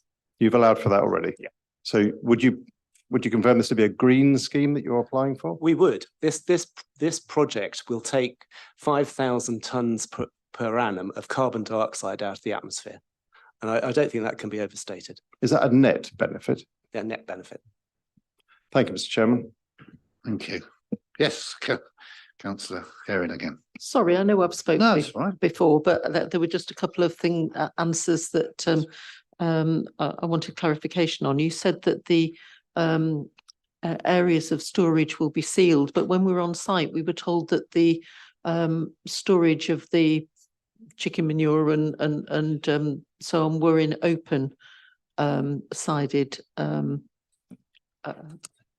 So all of the sheds are sealed? Yes, all the manures will come into a sealed shed with odor control. And the other the silages are those are the pits, if you like. They're the material that takes the material, the maize, the silages, the grass that comes in, and then is ensiled in those pits and then covered over. So those are in the water pits, but the no, yeah. they're the silage pits. So there's the three ones at the top. The three ones to the southeast of the site. The ones at the top are water. Right. They're digestate storage lagoons. Right. So they're. Oh. Yeah, and the other thing. Well, there were two other things. One, you said there'd be no. You felt there would be no odour leakage from the south boundary, but evenly in Brackley are north, according to my Google I mean, Earth. any boundary. Any boundary, you did say the south. And the other thing that you suggested when we were talking about staffing and how many jobs it would create, there was a suggestion that was an open-ended question. Are you intending to expand this site? There was a sort of, well, it's 6 at the moment, but it might be more. No, we're not looking to expand the site. What I meant was there's 6 actual people full-time working on the site at any one time. There are 11 full-time roles associated with the facility. But it's not that you've got a vision of making it bigger. We can only consider what's in front of us, Rosie, you know that. Yeah, I just. No, that's right. And I should add, I misrepresented the net carbon same. It's actually 28,000 tonnes net saving of carbon dioxide, just for the record. Apologies. Yes. Thank you. Yes, just on the net benefit, you haven't done a net carbon assessment, so that net benefit is not taking into account the vehicles entering the site. Yes, it is. Yes, it is. It is? Yeah. Okay. It is. And one other quick question, in your planning statement, you didn't use site A, which was a possible site next to a dangerous roundabout joining the A43. This site has a lot of similarities, and we've heard the concerns from local residents about the A43 being at capacity. So what was the reasoning for not choosing that site, but choosing something rather similar? We did look at the Elm Tree roundabout further north up the A43, but that is has more accidents and more statistics show it to be more dangerous than the roundabout at Barley Mow. So, yeah. Okay, thank you. Councillor Decide again. Mr. Chairman, different question. Mr. Veitch, in terms of the design that you've submitted, can I ask why it wasn't lowered into the ground? Because clearly the mitigations don't protect it over 15 years from the visual aspect. So when we get to a stage where hopefully the committee grants planning permission, we will actually then look at doing a detailed engineering design for the facility. At that point, we should be able to lower the digesters into the ground, but that's based on a detailed engineering study that we'll do before construction starts. So yeah, hopefully worst case scenario is 16.5 meters, but we should be able to reduce that substantially. Okay, and can I ask in terms of flaring then, because it's 8.5 meters, I believe the stack is the height of the stack that you've got proposed, and it's an occasional flare, and there could be issues in terms of whether that might then produce further flares if your food stock doesn't get to site. Is that correct? That's only if the carbon dioxide gas trailers removing the site are impinged so that they can't remove the gas. So it would only be if we couldn't remove the gas from the facility that would happen. Right, and your gas normal pipeline is 16 miles away, isn't it? Yes, but we will have spare trailers so that on site that we can utilise should bad weather force the facility to be closed by road. Thank you, because flaring really isn't very green. Thank you. Councillor Manning, thank you. Thank you, Chair. Mr. Vetch, I just want to explore the how many acres of farmland you will require for this digester.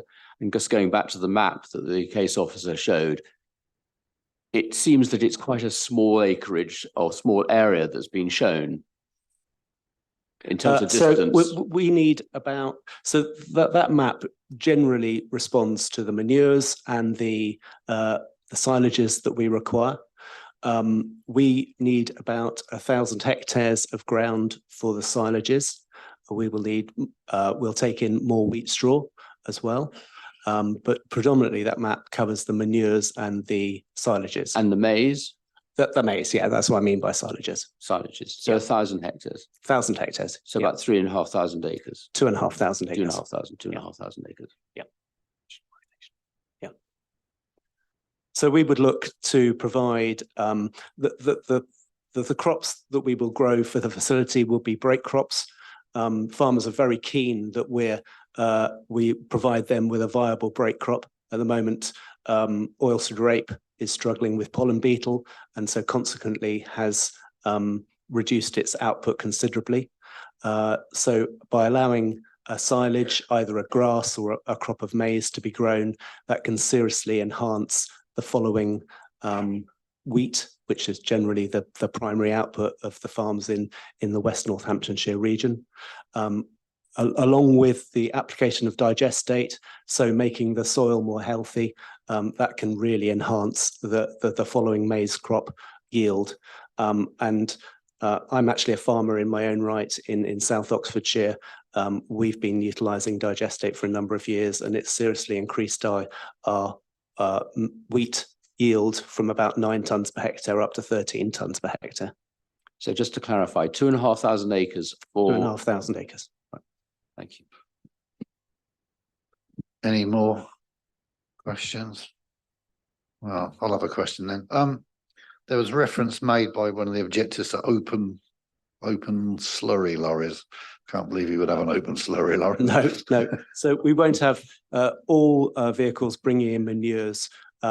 Solid manures will be covered and opened in a sealed building, and any tankers bringing in any liquids obviously will be fully enclosed and will discharge into an enclosed tank, and any vehicles taking digestate out similarly will remove the digestate into sealed containers and take it from the site. I thought so. I just wanted to clarify. Okay, thank you, gentlemen.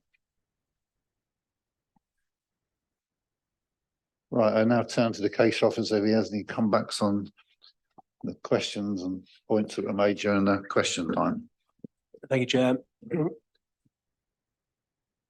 I do have a few responses to make. I will start with the councillor's comments. Sorry, I'll wait for the applicant to sit down.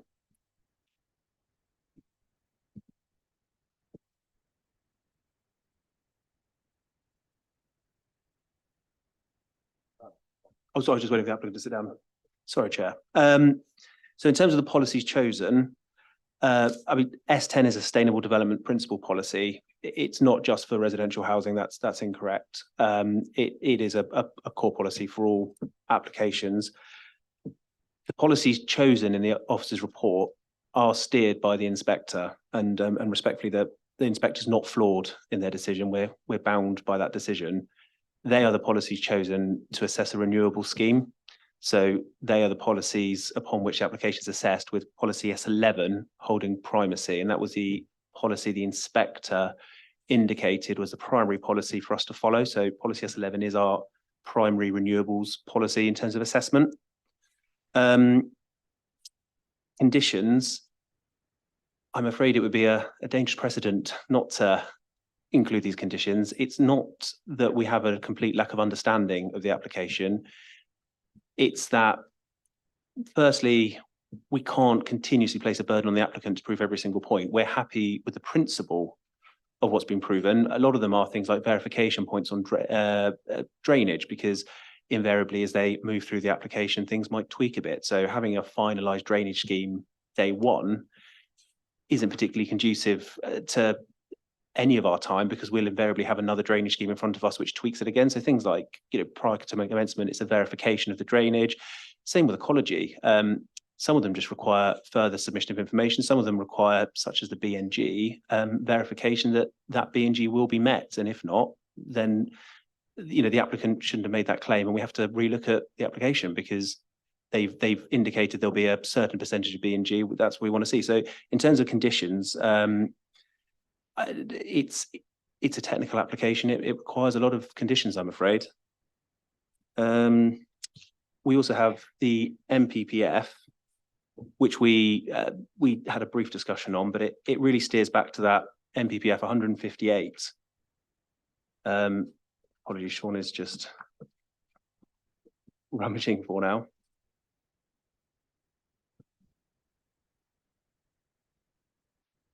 Thank you. It says paragraph 158, criteria A, and it's not require applicants to demonstrate the overall need for renewable or low carbon energy, and consider even small scale projects, but mainly we don't have this sequential testing, and I know Sean brought this up.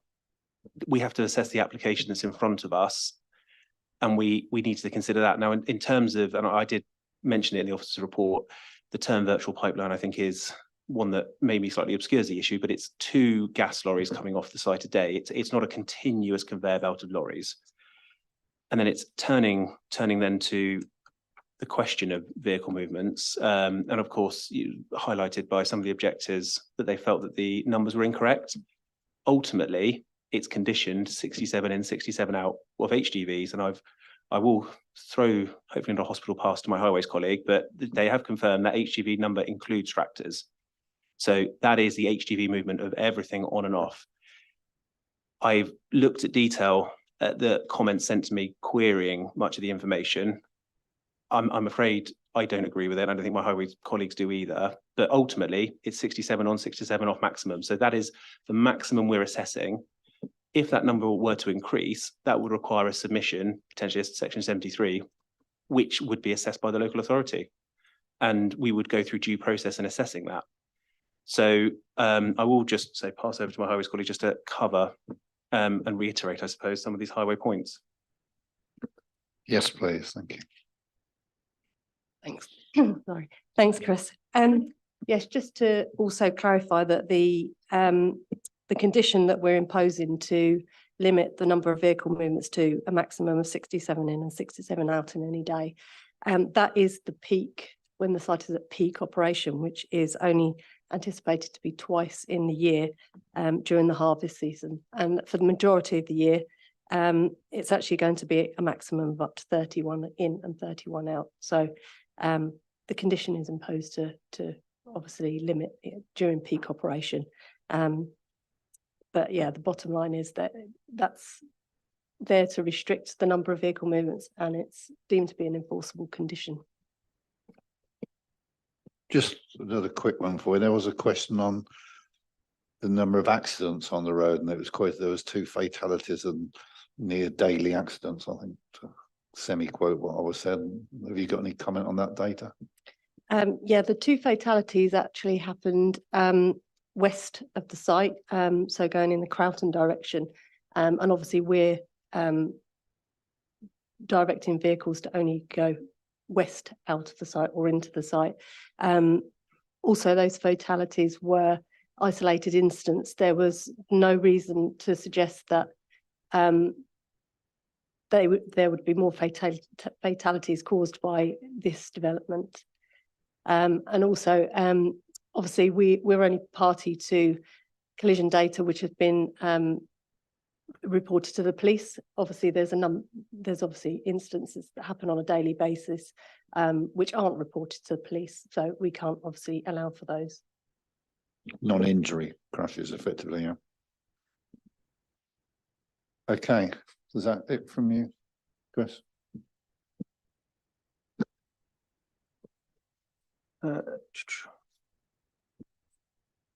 Sorry, Chair, I think there was a question which might have been directed at highways, but I think I'm fundamentally, you've heard highways numbers of 160 vehicle movements a second, sorry, 1 every 160 seconds. Once that 67's up, the vehicle movements are done. So if they do attend every 160 seconds, it will be limited then to 67 still. So it's just trying to reiterate that point on it. There was also comment regarding decommissioning, which I thought was a worthwhile comment to make. And I would suggest that if we were to recommend approval, that we include a decommissioning plan as one of the conditions. Absolutely, yes. Any more, Chris? That is it from me. Thank you, Chair. Okay, so we now move into the open debate. You have the first hand up for the open debate, Councillor Herron. Oh, I don't know whether it was the open debate, but what I did want to ask a question of the highways. That's open debate. It's fine. I'll just carry on then. How many, as you know, the journey from A43 junction 10 is the main route for all of the HS2 vehicles that are going to be coming and feeding the construction of the viaducts and the tunnels and so on up the A43. How many vehicle movements have you assessed to go up the A43 over the next 10 years? Can you give me the figure? I'm sure you know it and I don't. Is that from the HS2 traffic or from HS2 traffic? Yes. No, we haven't.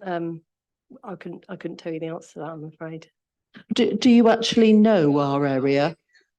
Do you know the area in the south? I mean, or if you had to do it as a desktop exercise? No, I do. I am familiar with the area, yes. But you don't know what the HS2 traffic implications are? Sean wants to I don't, because that's not consideration of this application, other than that traffic is on the existing network. So I wouldn't have. I think it's every 3 minutes, but you may want to have a look at it. Yes, through In you, which Chair. case I'll carry on because if it's open debate, because I did have a few issues. Sorry. Before you do, Sean wants to come back on the traffic. Sorry, Chair, through you, just just to respond to that, councillor. We're asking a question about a separate application, a fundamentally different application, this proposal, HS2.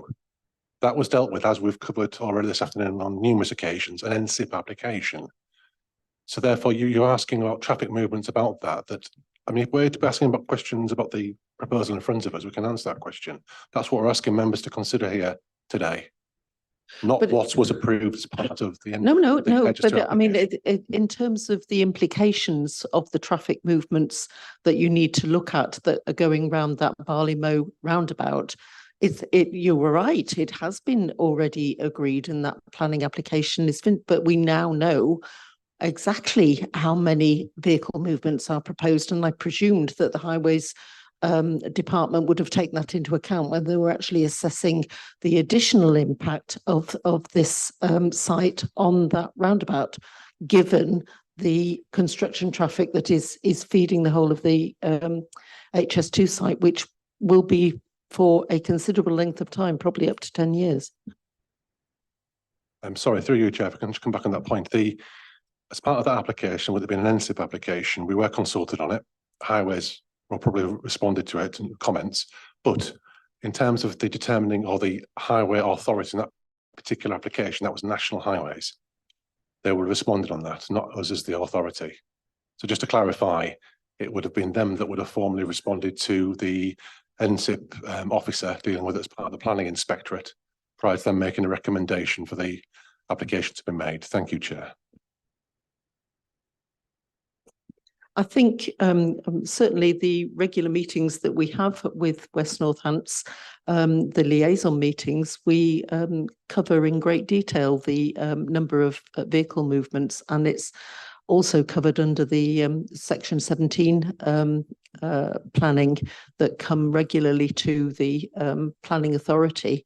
And I would have presumed that the Highways Department would know that, but never mind. We'll talk about something else. But the one of the I was written, or I think everybody actually got an email from Kathy Ellis from Evenly, at which point she said that she was contacting Andrea Ledson. I happened to be looking after Andrea Ledson's surgery in this very building on Friday, and I mentioned it to her, had she heard from Evenly Parish Council, and she said that she was concerned, hadn't had time to respond directly to this planning committee, but has written to Grant Shapps. And this is directly about the issue of the MOD. As you know, that I was very concerned on the site, and you've at least managed to get hold of somebody at the MOD. For the benefit of my fellow councillors who weren't able to go on the site visit, the MOD actually own the line, but they lease it to the United States Air Force base, who actually provide all the communication, is the communication centre for the whole of Europe and Asia for NATO. So this is a hugely significant site, unfortunately, so significant that apparently when they were looking at who might be bombed first in a nuclear war, I think it was us, it was Brackley. But it is a huge site. It is of huge significance, and I am concerned that we haven't had a written response, and that the United Air Force and possibly NATO and the American Embassy have not been able to respond properly to this application as a consultation. They have been consulted. No, he said he's spoken to somebody at the MOD. We don't even know whether it's the receptionist. We don't know who that person is. I mean, they're I don't blame you. I mean, they're a megalithic organisation, and it's probably gone through various people's desks.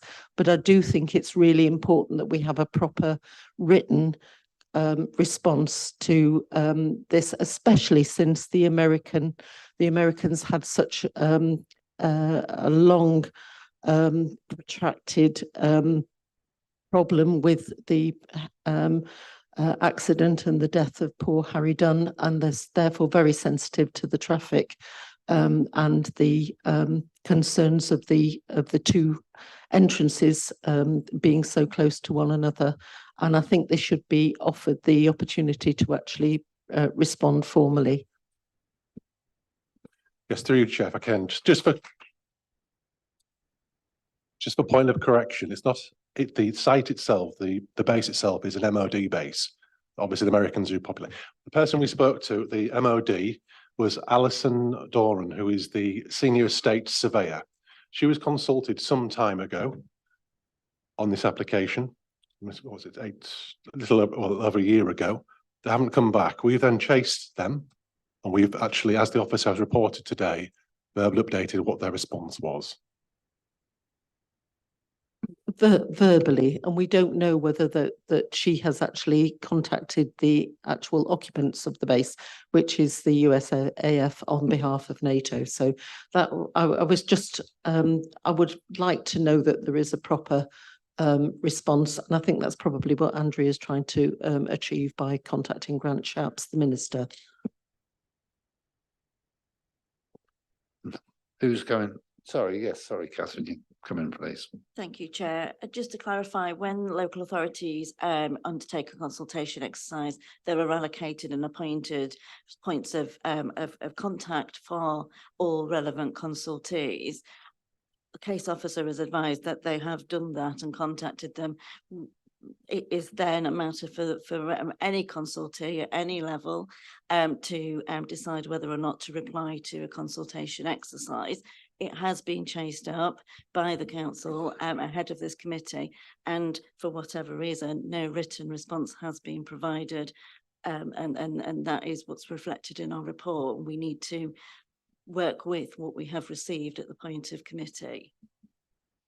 Who else wants to join in the debate now? Yes, Councillor Purser, welcome.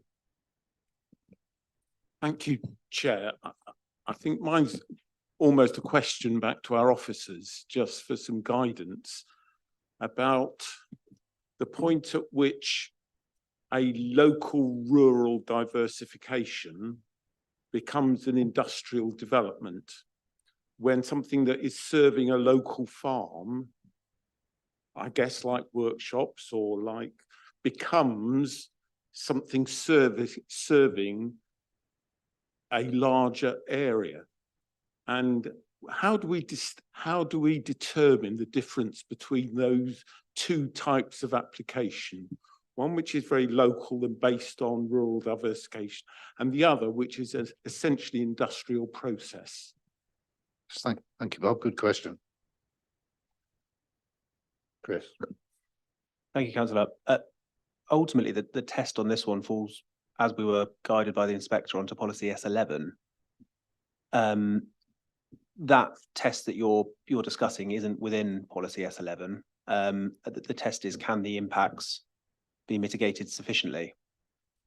And basically that is the text of the policy, and that's the wording that we have to assess it on. So I fully understand your question, but this application isn't, as you rightly sort of point out, it doesn't sort of comfortably sit within that policy. It sits within our renewables S11 policy. So that's the determination, and that's the primary policy that officers believe we need to assess this application on. Yep. Thank you, Chair. In part answer to Councillor Purser's question, I referred in asking the agent some questions to the very different landscape setting of the Cortonhill site, which was already, I'd say, very much part industrialized. You entered the site by a hard surfaced road for about a mile, hugging the M1, and then came across a large chicken shed and in full view of the wind turbines as well. So one felt that the landscape had already been significantly altered, and I do think that the issues, important though they are, we've focused on so far, not noise, smell, etc. We haven't really focused on impact on the landscape. And although the officer's view is that the harm is acceptable, that's an acknowledgement that there is harm, and very much simplifying what he said as regards the landscape review. It seems to be it's okay because you can see the radomes from one view, but from the view east of Croughton and looking north, all you see is unspoilt, countryside and reflecting the the features of the various landscape character areas it incorporates, including the one in Middleton Cheney, which talks about the human scale of its landscape. I think only part of the site is within that landscape character area, but anything less like human scale that needs what's proposed here, one can't really imagine. And even the officer said, we've also heard that the mitigation's not really going to conceal the domes after 15 years. And I'd also draw your attention to as regards the immediate landscape character area that this site is located in the design guide, which is referred to in the applicant's own visual landscape and visual impact assessment. It's asking that this is our design guide. Development that would intrude on the skyline should be resisted in view of the openness and high visibility of the elevated plateau landscape. Looking at the site as we did from the nearby garden of the nearest resident, one was highly conscious of the openness of that lovely plateau landscape. So I do think I think a debate is merited about the impact on landscape, even though clearly the officer's view is that he's satisfied that it's acceptable in terms of harm. Thank you. Thank you. Next, Councillor James. Thank you, Chairman. When I was on my way to the site visit that we held last week in respect of this case, I thought, well, this is a run-of-the-mill case. You know, there are precedents. I've been to one of these applications, seen how it works, the one at Alderton, know a little bit about it. You know, I read the report and look it through, then hear what others have had to say. And that was it. Well, when I got to the site, first of all, we went to the garden at the rear of the Barley Mow houses, and we were shown the site. And I thought, hang on a minute, this isn't how I imagined it on the plan. It's not a great big section of an ordnance sheet. It sort of so gently slopes away and then builds up the contours, get tighter on the Dale Farm side of the site. And when you look at a site, I know this from a lifetime of experience, when you look at a site, if there's a slight slope in it, there's a perception that something is in the distance is a bit nearer than it is when you view it the other way around. And I thought, maybe, you know, these objectors have got a point here. The A43 is a very busy road, frightens the death out of me. It's a very busy road and it generates noise. So the Barley Mow residents have to put up with that noise, which must be a bit wearing because I suspect it's 7 days a week as it's a route to the south. This proposal will generate traffic both along the roads and on-site traffic. It will also generate, contrary to what we've heard, it will also generate some odour. And I know from experience of what goes on the fields near where I live, that chicken litter, or we call it something else, which I'm not allowed to use that word, it gets up your nose and it stays there. It does. You can't get it out of your nose. And it'll stay there for days, it will. Every time you go out, you can smell it. And the Barley Mow residents will have to put up with that smell as well. 7 days a week, 365. Now, I did mention the word amenity earlier on. There must be at least a golden thread through the planning system, a golden thread of amenity. Otherwise, we'd have a free-for-all and people would do what they like and who cares about your next door neighbour. So there's a golden thread really that runs through the entire planning system, and surely to goodness it runs through the local plans of both the former DDC and the former South Northants Council. It must do, and it's a very important concept. I believe that if this development goes ahead, the Barley Mow residents will really suffer in respect of their amenity, both from noise and smell, let alone the possibility, and I'll put it no greater than that, of some sort of dangerous accident happening, probably involving liquids that suddenly ignite, explode, or whatever. And it'll be there.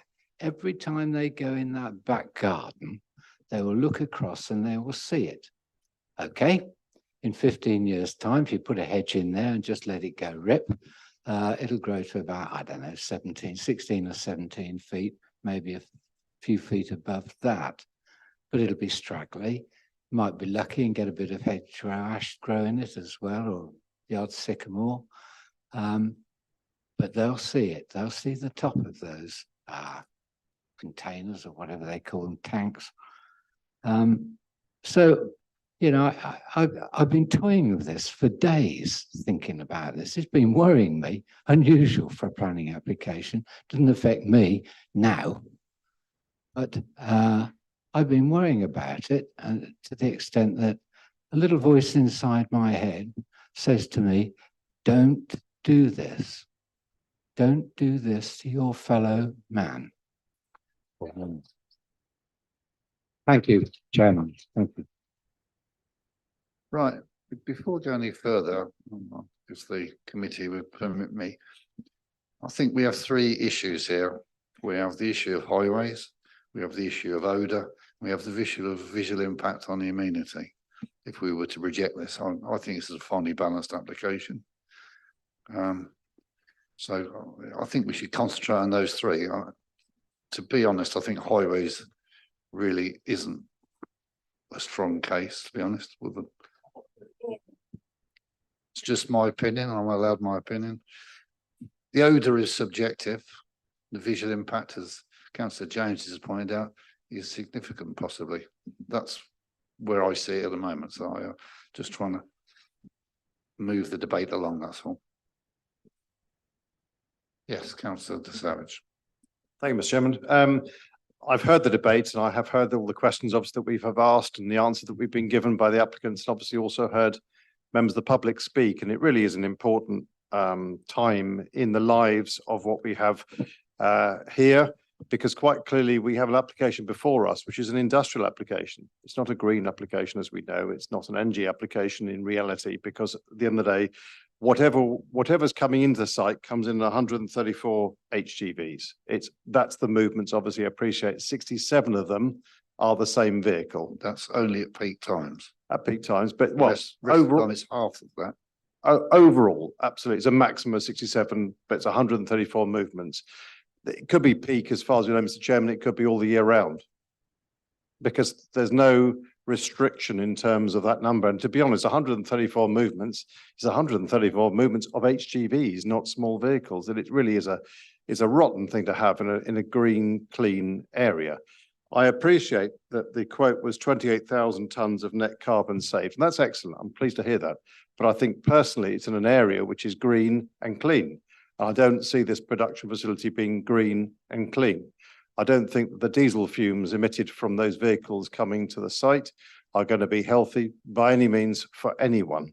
They're not electric vehicles. I'm very concerned at the, I have to say the word dismissive situation that was created possibly by the applicant, that the A43 has got plenty of laybys and therefore the rest breaks for the HGV drivers would be on the A43. I think that's just dangerous, and I don't think that's, and I genuinely think it is very concerning for someone to try and have a quality rest break on the side of a very busy A43. It isn't appropriate. And I think therefore, if this application was to go forward, it would need to have a proper truck stop. And that does not mean just hard parking area on site, inside the area, inside the proposal. And I think 2,500 acres should certainly provide some sort of quality truck stop with proper amenities and facilities for HGV drivers. HGV drivers keep this country going. They are frontline service workers, and they kept us going through the terrible pandemic, and we should absolutely appreciate that they are quality jobs. They need to be given quality rest break and quality places to do that in. I do think, Mr. Chairman, that the assurances we were given about odour control, if this application is successful, are really interesting. And I have to say that we should condition that there would not be any odour whatsoever leaving from the boundaries. And that's a really interesting point that was made, because quite clearly any resident experiencing odour, I know that good colleague Councillor James has also indicated the smell it's a toxic, horrid smell that can come from some of these places. And we have been assured by the applicant that nothing will leave the boundaries, and he'd indicated, Mr. Beach indicated all boundaries after further question on that, of the site. So that should be a conditioned element of this application if it goes further. And I really do appreciate the hard work that our development and planning officers are doing, but it really is important that we absolutely condition that. In terms, Mr. Chairman, of the traffic implications further afield, we shouldn't forget that quite clearly to get 134 movements at peak times to the site, other roads will also be congested and other roads will be inconvenienced at all times of the year with all different weather conditions. And I think that highways need to go further out than just the immediate area to look at the impact that this creates, not just for our county, but certainly for the motorways around it. That's all my questions at the moment. Thank you. Have I got an indication of where you're going with this? Yes, Mr. Chairman, I will not support this application. Okay, thank you. Just to try and get a flavour of the room, so just try and move it along. Councillor Pritchard, sorry. Thank you, Chair. Something we haven't considered, and obviously I appreciate your comments with regards to traffic and the environment and so on, is that no one's really got to the stage of actually clarifying the lighting that's going to happen in this particular location. I can imagine if it's 24/7, there's going to be floodlights and goodness knows what. And obviously I appreciate some of the smells possibility, but when you think of people sleeping at night, with regards to the significant amount of lighting, perhaps the officer could actually satisfy some of my concerns. Thank you, Councillor Pritchard. Chris, comment on lighting? Thank you, Councillor. We do have a lighting condition in terms of controlling the lighting and in assessing the lighting impact. Sorry, condition 19, details of all external lighting to be installed on the site, including the design, position, orientation and screening of the lighting, shall be submitted to and improved in writing by the local planning authority prior to the commencement of these works. The lighting shall be installed and operated in accordance with the approved scheme at all times thereafter. So there is a condition requiring the submission of those details to us for assessment. Yes, Councillor Manning. Thank you, Chair. I'm not going to repeat many of the comments that have already been made, but I would wholeheartedly support them. I don't think the applicant has done nearly enough to try to mitigate the impact of a large industrial plant. He said he would hopefully dig down, but we know when push comes to shove, digging down costs a lot of money. That should have been part of the original application. There should have been a more significant bund which would delineate or take away some of the white light. This is the right application, but in the wrong location. And that is fundamentally where I come from. It's too large. And I just am not convinced by some of the data that has also been presented, and I won't be voting for the application. Thank you. I saw Councillor Person next. Sorry, ladies, come to you in a second. Yes, Chair, I'm just following up slowly my previous point about policy S11 and whether actually this is the policy that should drive this application. This seems to me very much about sustainable extensions and large developments in the housing sector. And I wonder whether it does drive what seems to me to be an industrial site in a rural setting. That's my concern, but I need to be guided by officers on what section S11 really covers. Sure, Sean will do that for you, Bob. Yes, thank you, Chair, through you. I think the case officer has mentioned the point once or twice that effectively this policy is one that the planning inspector themselves have said that's what should drive renewable and carbon emission developments. Now, I'm not suggesting members should necessarily. It's up to members if they want to disagree with the planning inspector on how they would elevate policies or steer the policy of the council towards which policy should be used when assessing these type of applications. Thank you, Chair. Yes, on my left, Councillor Stone. Thank you so much, Chair, and apologies, I'm going to have to leave at 5:15 for another meeting. Please contribute before you go. Thank you. I'm just wondering if the policy under debate is about scale. There must be an issue about the scale of a development. I take climate change and the challenges of all of that really, really seriously. So I really welcome the application, but like Councillor Manners, I think it's in completely the wrong location. And I don't understand how it could possibly be allowable to be so close to residences with the huge impacts that's going to make. It means that you're dealing with one really urgent, complex issue on the one hand, but you're creating real social and environmental problems on the other. And I don't understand how that can be possibly allowed. So I'm glad to see that we're heading in a green direction in terms of treating waste and generating energy and all of that kind of thing. But really, so near residences, it can't possibly be right.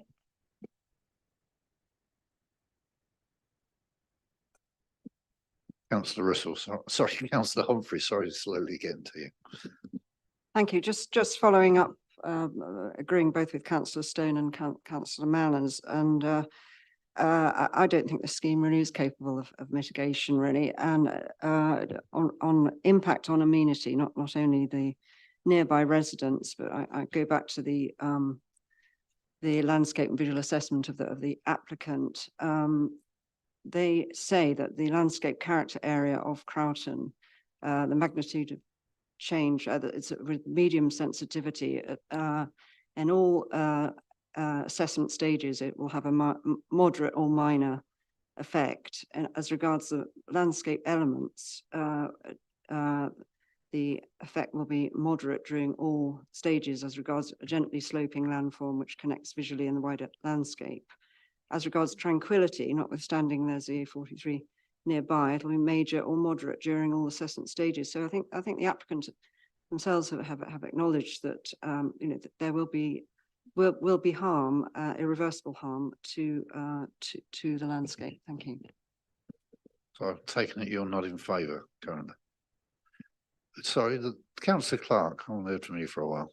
Yes, like other members, I do not support the application. Thank you, Chairman. Thank you for that indication. Yep. Councillor Parker, please. Yeah, thank you, Chair. I've listened to everything as usual.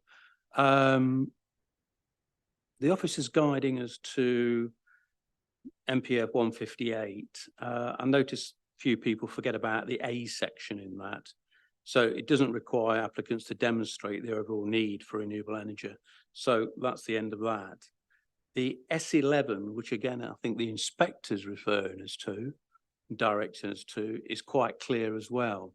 Now, I absolutely understand what people are saying about other areas. You don't have to do detailed engineering works when you submit an application. That's just not necessary. They can do that when they get planning permission or don't get planning permission, probably when they do, but that's when you do it. Highways have said there's no problem. So We've got to go with highways. They're saying it's not an issue. The MOD have not commented, so let's put that to bed for once and for all. They're not commenting. They've had 12 months or probably 17 months, I think, to make a comment. Anyone believes the MOD's doesn't want to say something in 17 months, I do not understand on the sensitivity of that airbase. Odour, you can control that. You can mitigate that. I live close to a, what do you call it? Pharmaceutical fragrances. That's the right word. Fragrances. They emit fragrances, the odour, which is just as bad, but they restrict that by killing it before it leaves the site. And the truck stop and all those sorts of things, again, not sure what that's got to do with it, because you don't have to provide it.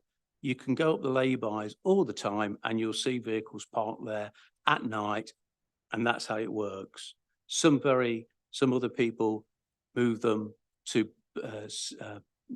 lorry parks, but that's not quite the same as having it on your own site. So I don't quite understand that. The other one I've got is I've listened to it, and obviously the people have talked passionately about it, but they haven't told me yet what policy they're going to go against if they vote against this. And I look forward to hearing that. Thank you, Chair. Yes. I just wanted Councillor to Herring. make a comment. If this another condition that I'd like to ask for if this was approved, but I am concerned when they showed the map of where the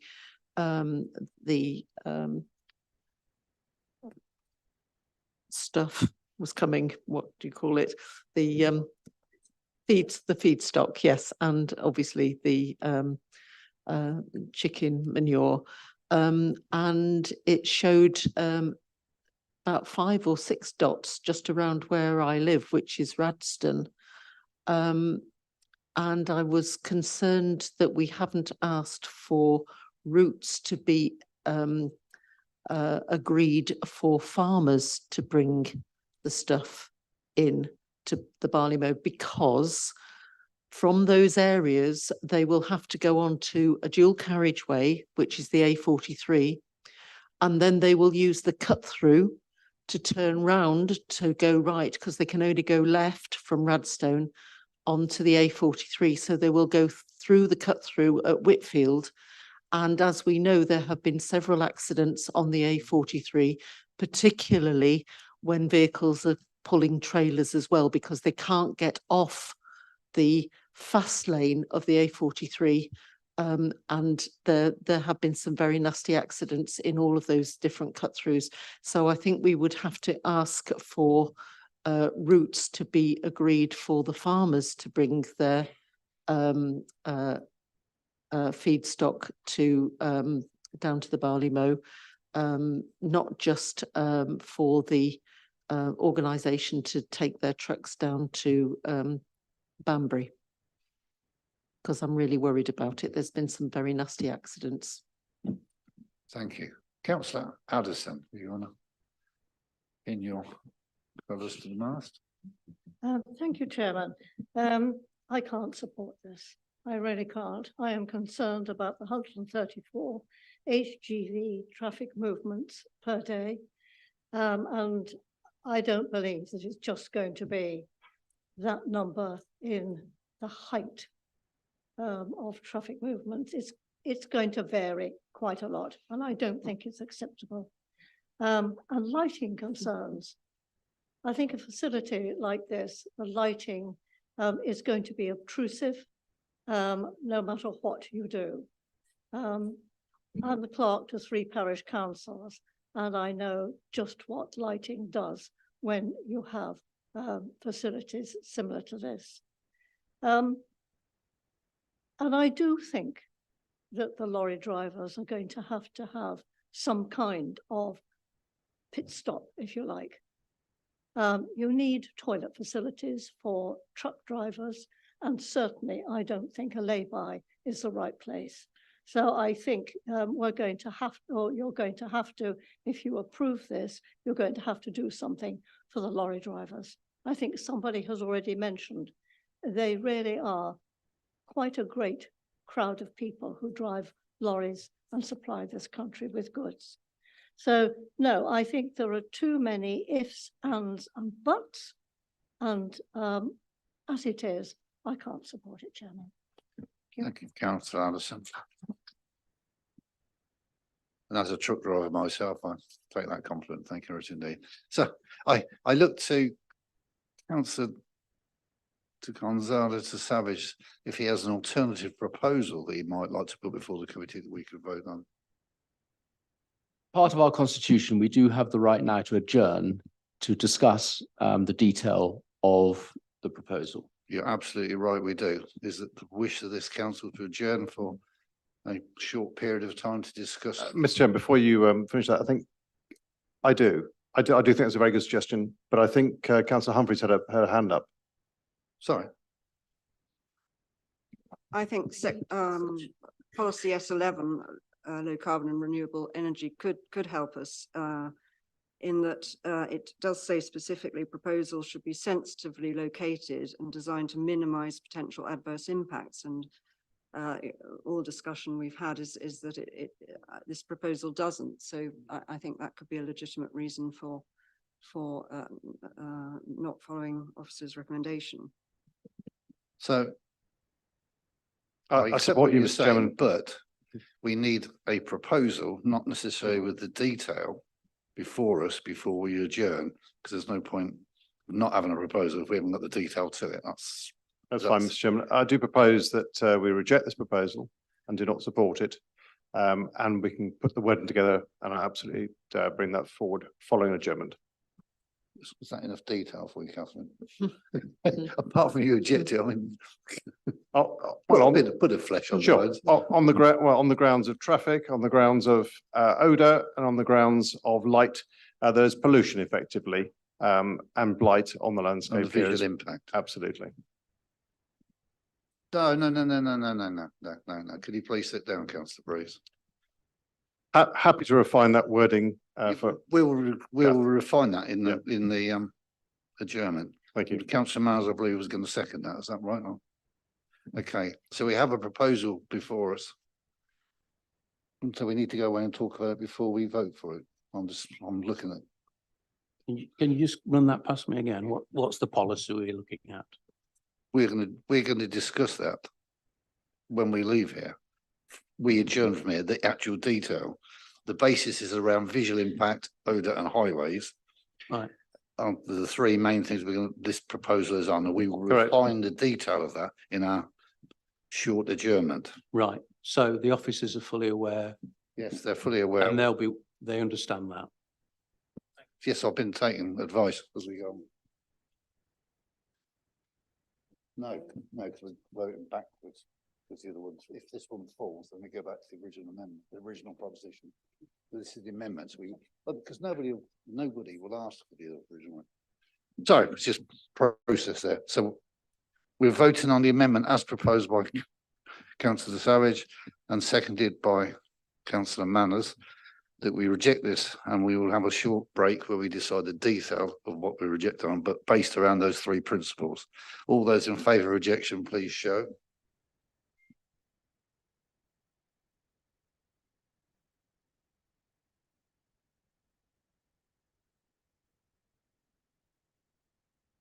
Those against? 2. Is anybody abstaining? No. So we'll have a quick adjournment. I mean, whether the public want to stay, but I'm effectively just gonna. I think we've made the decision and we will reject this application. So could I ask the public to clear the. Chair, Oh, sorry, the members need to leave. Sorry. Sorry, Chair, just discussing the practicalities of this adjournment. One thing I would say is obviously this matter is to be discussed with members who have been involved in the debate. It isn't an opportunity for speakers to input into this process. So it will be a discussion with members and officers only. The 12 members that are present here, plus the officers, will leave this room, have a quick discussion and come back when we have the details. You're welcome to stay as the public and the final bit, but thank you for your attendance and Merry Christmas.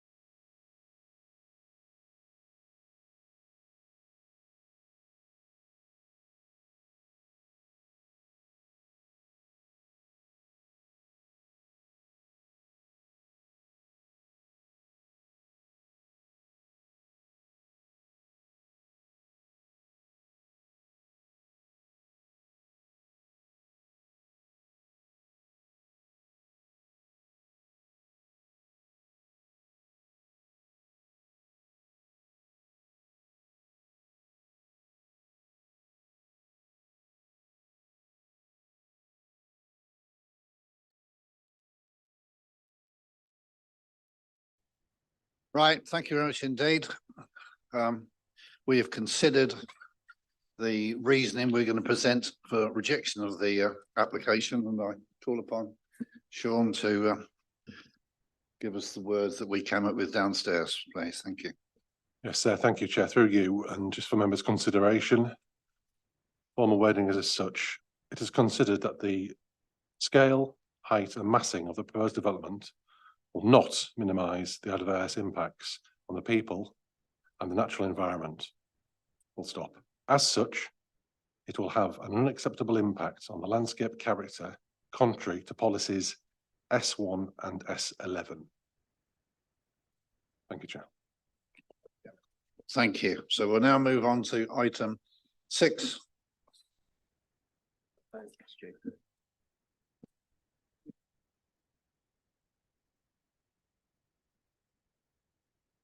Okay. No, we had a vote on the amendment and we would sort out the words latterly, which we did. I didn't have a vote on the adjournment because 2 people voted against the amended.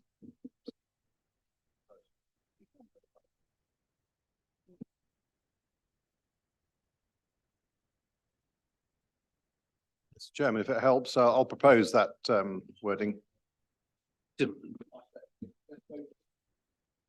Yeah, we'll do it again. Yep.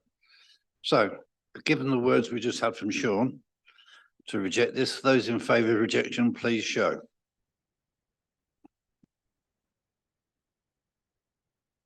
think that's 9.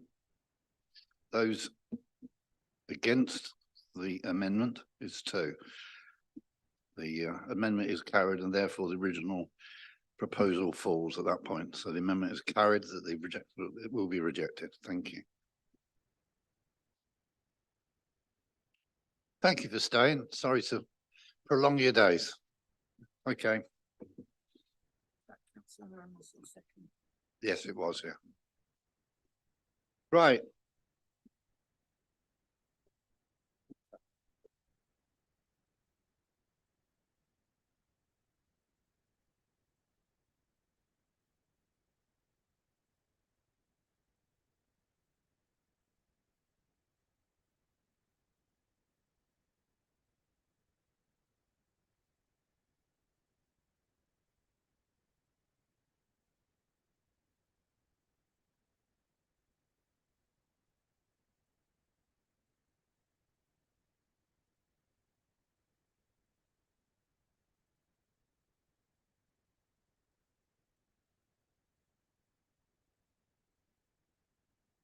Right. Chris, can you do item 6, please? Lands at Fawsley Estate, Fawsley. Okay. Sorry to call on you quickly.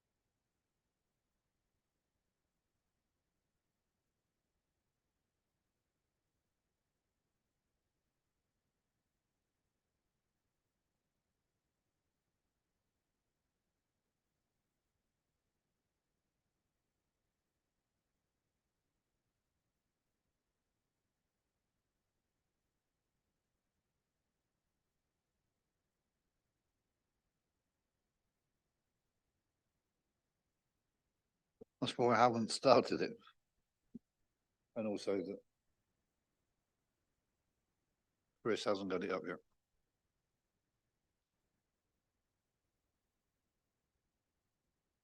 You muted them for a minute.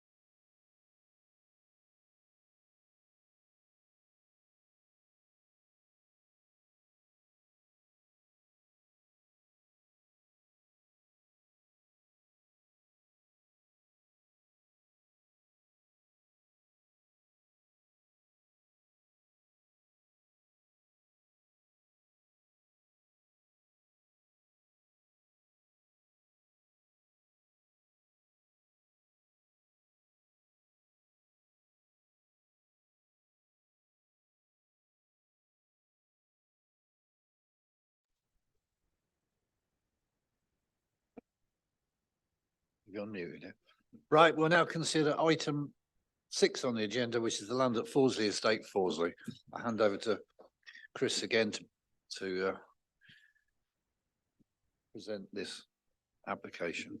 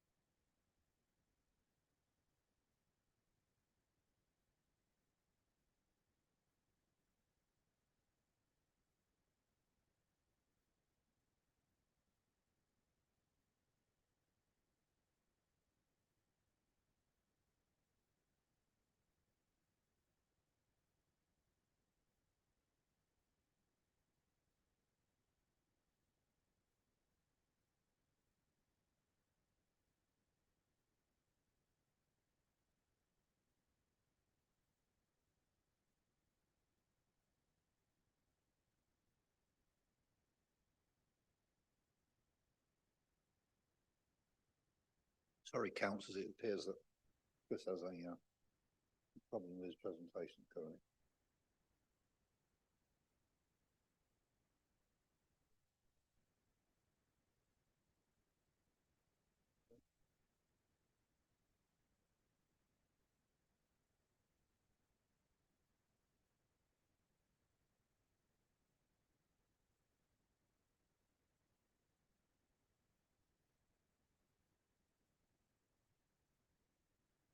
You can put the announcement on the screen.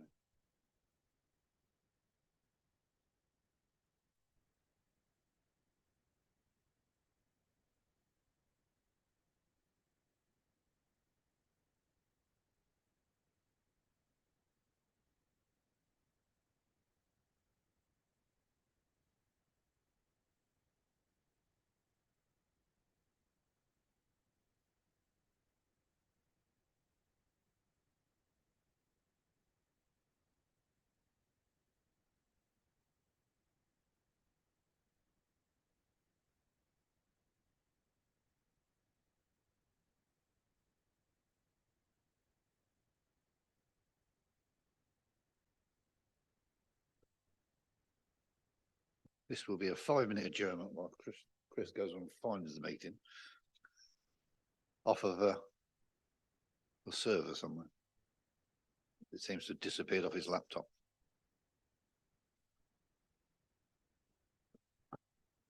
Feel free to get another drink.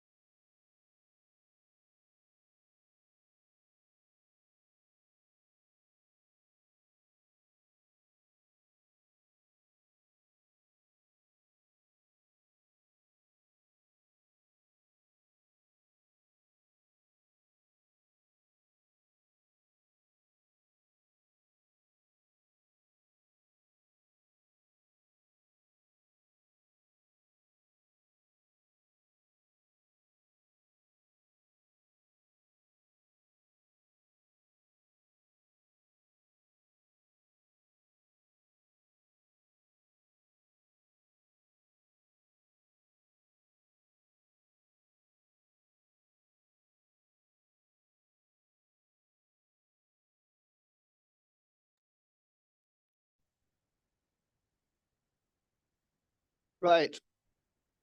Thank you. Item 6, land at Thorsey Estate.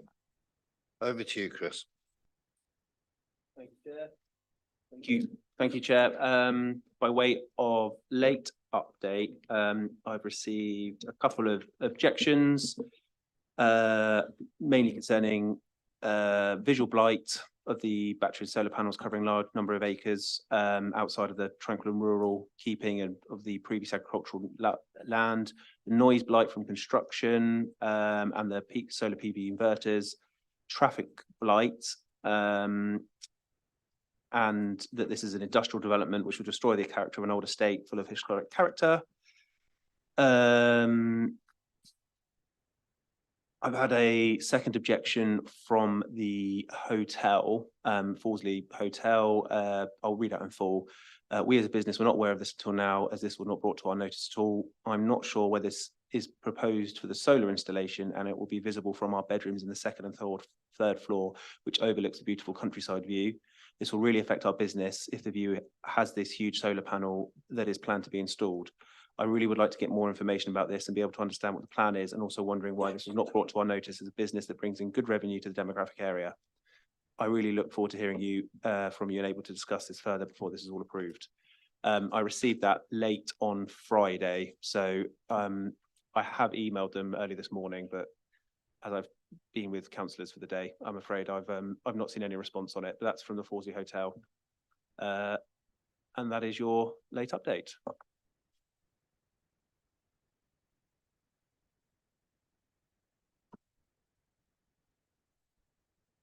So the application sits in the old Daventry area.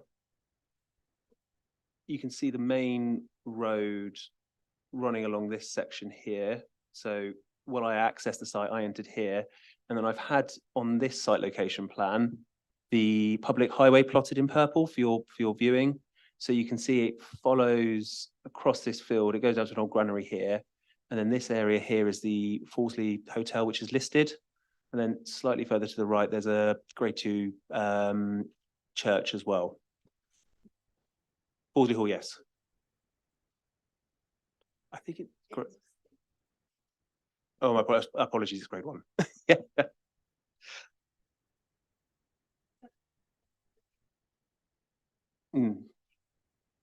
So again, the red line, you can't see the topography here, but the north of the red line sort of naturally sits for the most part at the top of the hill. So the land here is sloping downwards towards the south. I'll show you in the site photos, but you've got a very strong hedge boundary running along here.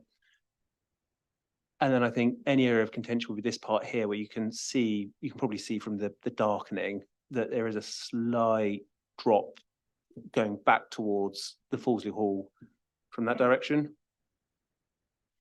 This is taken from Fawsley Hall. So this photo is looking out towards this area here.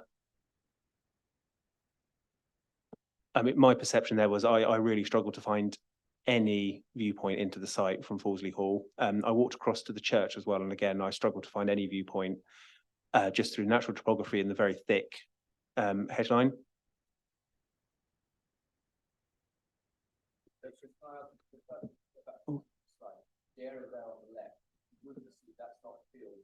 No, that's a field over here. On this photo, I was standing in the garden. It was. Obviously, that's a sort of a new comment to me, but just the topography, I think, would make that a very difficult concept in that Fawsley Hall's not tall enough to look over the hill crest. There's another viewpoint. So you've got the church to your far left, and again, it's those fields going up, and the picture doesn't do justice, I think, to the sort of the sloping up. Again, that field is not proposed for the development. So this is now going along the public footpath. So if I go back to the slide, excuse me, this is walking along this boundary. So this looks onto the site. So this is sloping downhill now. This is probably the only opening I could find in terms of gaps in the hedgerow. For the most part, running on the boundaries, this is indicative of what the hedgerow looks like. Mature trees, very, very thick hedgerow. I appreciate this is, I think this was after August committee that I was on site, but it is a very thick hedgerow. So this is roughly where the public footpath now deviates, and the public footpath goes off left towards the granary, and this continues along the site. So this is the proposed panels. You'll note that the tree line's being retained in the middle, and the hedge breaks were retained as well. So it's not one continuous solar site. It's a solar site that's broken up on each field boundary. And this, you may not be able to see it, but you can just sort of work out the contour lines if you look at this plan, where you can see that slight change dropping down on this side. But apart from that, the site drops away from the top of the hill going downwards. In terms of the view from the road, I found it imperceptible. You've got a hedgerow, field, another hedgerow, and then you've got the site. So the only time I kind of saw it was at this entranceway here, which is the track. And then as soon as I stepped in, sorry, the mouse was on a bit of a lag. As soon as I stepped back onto the footpath here, it became, I think if you really wanted to look, you would see the solar farm, but it was, again, quite difficult to look through the hedgerow. And obviously that's all got ancillary planting on top of the hedgerow that's already been planted. So I think the landscape buffer is going to be significant. So there are my slides. In terms of the application, we drop back, I'm afraid, after 4 hours of it, to the Greatworth appeal. Again, we're looking at a renewable site. The Greatworth appeal was substantially larger than this site, substantially larger. Again, we fall back onto that discussion with the inspector. We give very significant weight to I'm so sorry, to renewables. We give very significant weight to renewables.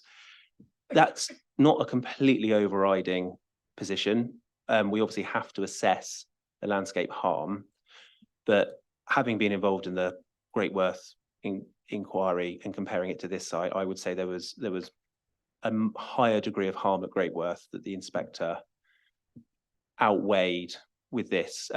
Whereas here, I think we have very limited views in. Our own landscape officer has assessed the site and been to site on this one, which was very lucky for us, and came back with quite a positive commentary on it.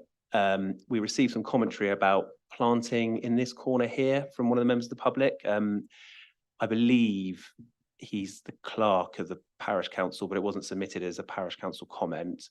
And it was about more robust planting in this up here. We have a LEMP condition, which I think will adequately, or more than adequately, cover that position in terms of planting. It's a very robust screen and it's very mature. We're not talking about the 15-year window here. We're talking about that there is a mature screening in place throughout the site. Aside from that, in terms of public objection, the objections have followed a sort of the standard kind of format in that it is impacting on the rural landscape, which we obviously have to balance. But then we turn back to the Greatworth appeal, where the inspector has steered us towards the fact that solar farms are becoming part of the rural landscape. And that's a position we have to start considering because there needs to be a substantial uplift in solar farms. This is, a climate crisis as declared by this authority. So we have to consider, again, that very significant weight that we need to be giving in favour of the application. So in planning balance, accepting that every application turns on its own merits, we've considered the impacts on the landscape. We've considered all other impacts in terms of highways. It's a very limited construction impact, then very limited access to the site in terms of maintenance after that. So there is that construction impact initially, but I think the site's reasonably well sort of accessible. We've assessed the heritage and the natural environment, obviously received comments on that. We've had comments from the Garden Trust as well, bearing in mind there's the registered park of which they've not objected. And we've assessed the local landscape, and though naturally there will be harm, we think that harm is far outweighed by the very significant weight to be given to solar farms. Thank you, members. Thank you, Chris. A couple of points from me. I can confirm that the Fawsley Hall itself is Grade 1 listed, as pointed out by some of the members. The main hall bit of it.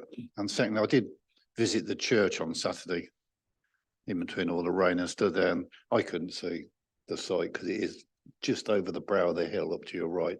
So it doesn't affect the thing. I suppose if you stood on the roof of Fawsley Hill, we might be able to see a bit of it, but the way it falls over the crest of the hill and the established hedge line along the front edge, which faces Fawsley itself, is quite significant, but that's just my opinion on the day. Anyway, has anybody got any questions for the officer? Rosie, so I saw a Well, I think actually, well, I'm not sure whether it's for the officer or for you, Chair, but was there a site visit organised for this? Because if the whole thing is about visual impact, I wonder, did I just miss it, or was there one organised? And if there wasn't, why was that decision taken? do you want to take that, Sean? Or go on. When we assessed what's coming to the planning committee this evening, today, sorry, it is this evening, but today, there was the two applications, the AD plans and the solar development. And given the potential impact on the open landscape in the wider area, it was reviewed and assessed, and the one that was put forward for the site visit was the AD plant. Now, I know members have had some training recently. Well, you don't have to have a site visit for every single application. And I think weighed in the balance, the AD plan was seen as being have a more substantial impact than the solar farm. Therefore, that was actually favoured for the site visit. We do two on a site visit day often. So I just I'm disappointed that we weren't given that opportunity, or even told if there wasn't going to be a general one that we couldn't have that we weren't alerted and go and visit, as obviously the chair did on his own. It's just I don't like the idea of officers making an assumption as to what we should see and what we shouldn't see, just personally. Sorry, Chair, through you. With that in mind, I mean, there's nothing stop a member of the committee going to see a site. I mean, obviously, there doesn't have to be an official site visit called. I mean, a lot of this can be seen from public vantage points or from the hall itself. So there was no potential issue of or any restrictions that would have stopped an applicant, or sorry, stopped a member of the actual committee going to attend or conduct a site visit. Thank you, Chair.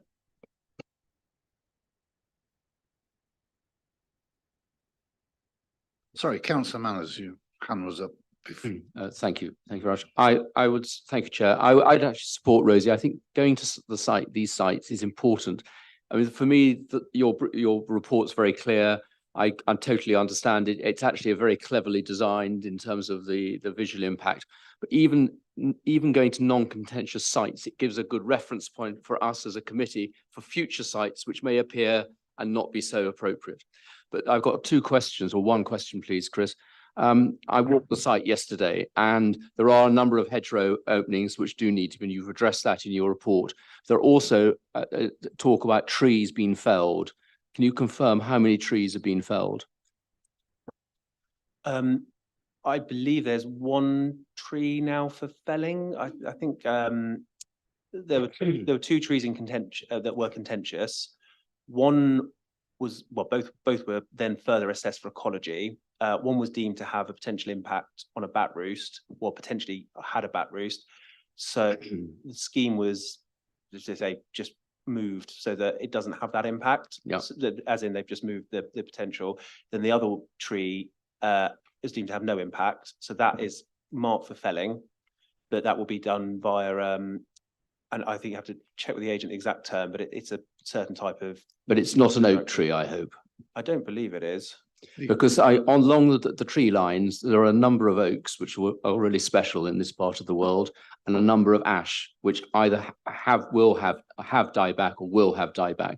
And what I was going to ask was whether we could condition that the ash trees, when they are felled due to dieback, they are replaced by native trees? Unfortunately, with that, we always have to drop onto other permitting schemes. So you have the Forestry Commission permitting. So that usually is something that an applicant would have to then apply for as well in terms of restocking licenses, etc. So the Forestry Commission control that. If the ash trees are dangerous, then there is no need to replant. If they're felled as part of a felling license, then a restocking license can be applied by the Forestry Commission. In this instance, it would be included within the LEMP, though. So as part of the LEMP condition, we would require for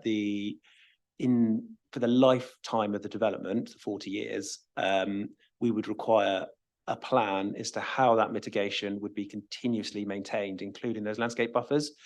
So I suppose actually within the LEMP, we would have that control.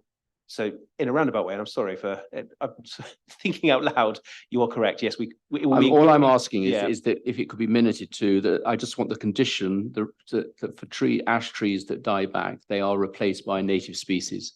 Yes, trees. the LEMP. That's all I'm asking, and I don't think the applicant will be an issue for the board. Sorry, I think I've added confusion to that, but you are absolutely correct. That will be included within the LEMP because those ash trees currently form part of the mitigation. They do. And Which that's why I means want them that to be mitigation maintained. must continue. Now, Yes. obviously, as an authority, we have to be reasonable in that those trees may die naturally, but we would then control how the mitigation continues, which would include replanting.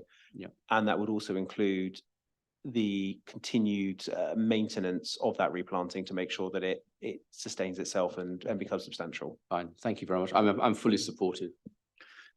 Just for your information, the agent will be speaking soon, so you can perhaps further question about trees. Yes, sorry, Councillor Humphreys, please. Thank you, Chair.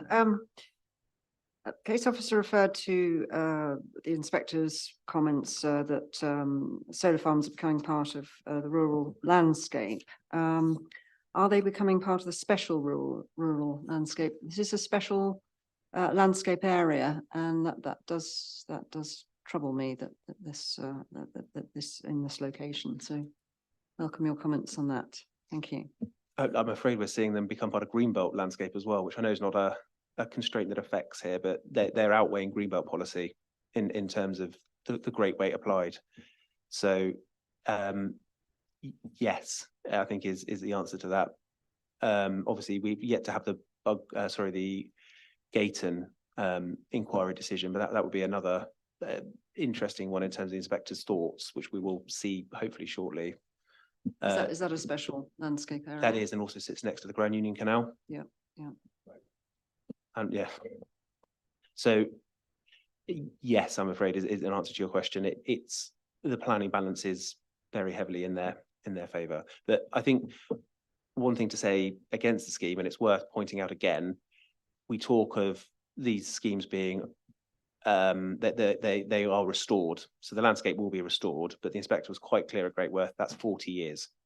So in their mind, this is considered as same degree of permanence as a building, but it will be removed in 40 years. So it doesn't create previously developed land, but it's just worth considering that when you consider the planning balance. Councillor Heron. Yes, just on the detail, did you show a plan as to where the transformer unit things are and where it accesses the grid? I don't know where it accesses the grid. That doesn't form part of the planning deliberation. You can if you remember the Gayton one, that actually joins allegedly at Bedford Road. That's of no interest to the red line in round Gayton, because that's not up to us. We're just talking about the grid. If they can connect to Oxford, that's I'm up to going the back applicant. to the public inquiry on the Thorpe Mandeville one where they couldn't access the grid where they said they would, but that's what I thought was actually a planning consideration. However, the other thing I wanted to ask was, well, obviously you do want to know where the units are. They're usually like a metal box, a big metal container size. and whether it's painted, what colour and where it's sited and so on. And the other thing I wanted to ask was about the fencing. There were certain comments made in the report and the objectors about fencing. Are we will there be security fencing, or are we relying on the hedges? And if it's security fencing, how high, what type? And also, are they allowing passageways for animals, foxes, badgers, etc.? Because comment had been made that it is actually an area where wildlife is frequents and is used to travelling along those hedgerows. Thank you, councillor. I'm just going to check my conditions. There was a typical general fence plan included in the development. Forgive me, I cannot remember the height of the fence, so that would be a question I will throw at the agent to confirm when they're speaking. There is gaps in the fencing to allow badgers, etc., to run through. Well, not, I suppose, amble as badgers do. So that will be included as part of it, and that all sits behind the mitigatory planting. So is it the metal square? Yeah, I mean, it's not stock-proof fencing, is it? It's actually security type fencing, yeah? Ah, thank you. On page 81, the fencing is 2.4 metres high. It's deer fencing with internal tracks and things. It gives you a little bit of a thing on page 81. Thank you. But it doesn't show the sighting because we didn't see it. Any more questions for? No, Ali's not finished. I was just saying, without wishing to keep anyone any longer, we do hold a condition. So these conditions are from the Gayton appeal. Sorry, the Great Worth appeal. So the inspector has deemed these, I think, model conditions for us to use on a solar farm. But notwithstanding the panels and details submitted with the application, no development should take place until full details of the final locations, design, etc. of the other units. So we do have a position set for the substation. So I've assessed where that sits in, and I don't think it creates any harm. But we do control that further in condition. And the colour. And the colour, the materials. Okay, thank you.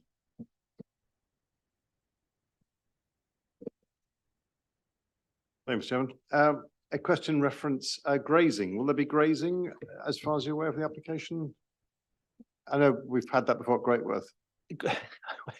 A day of grazing discussion at Great Worth. There will be grazing. It is limited. And I keep referring back, as we must, to the inspector.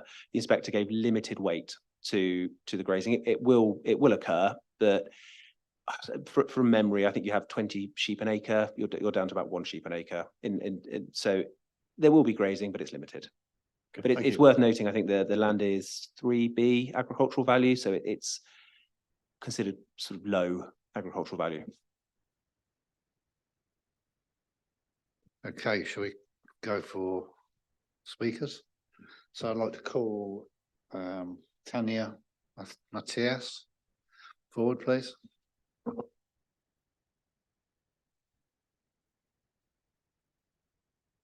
Sure, you know what some of the questions will be afterwards now, so I hope you've prepared that as well. But anyway, this is your 5 minutes to the.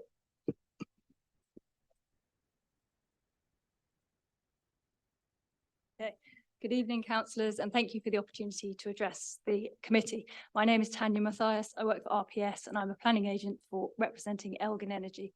We're all very aware of the urgent and now critical need to address climate change. The resounding message is clear. We haven't done enough to ensure the longevity of all types of life on Earth. Climate change is central to planning. International goals and climate change targets are pivotal to how national policy and local plans are prepared. The government's 2019 climate emergency declaration led to the then Daventry District Council also declaring a climate emergency and aspiring to be carbon neutral by 2030. Since the establishment of West North Hants Council, your council has confirmed its continued commitment to action on climate change. Over the last few years, the impacts of climate change have been profound. Extreme heat and flooding have led to crop failures and this displacement of thousands of people. At the application site, the agricultural land consultant was unable to obtain soil samples during the summer of 2022 due to unusually dry ground conditions. Climate change, adaptation and mitigation are fundamentally integrated into West Northampton Council's joint core strategy through policy S11 and its supporting paragraphs where 5101 states the use of low carbon and renewable energy represents a significant opportunity over the planned period to reduce carbon emissions, help reduce fuel poverty and contribute to energy security. There is an overwhelming body of government policy and guidance setting out legal commitments, obligations and targets to cut carbon emissions and decarbonise the grid by 2035. Powering Up Britain states the government expects a 5-fold increase in current installed capacity of ground-mounted solar from 14 gigawatts to 70 gigawatts by 2035. The 4C array will make a valuable contribution to this target and power 4,600 homes per annum, equivalent to a saving of 8,000 metric tonnes of carbon dioxide per year.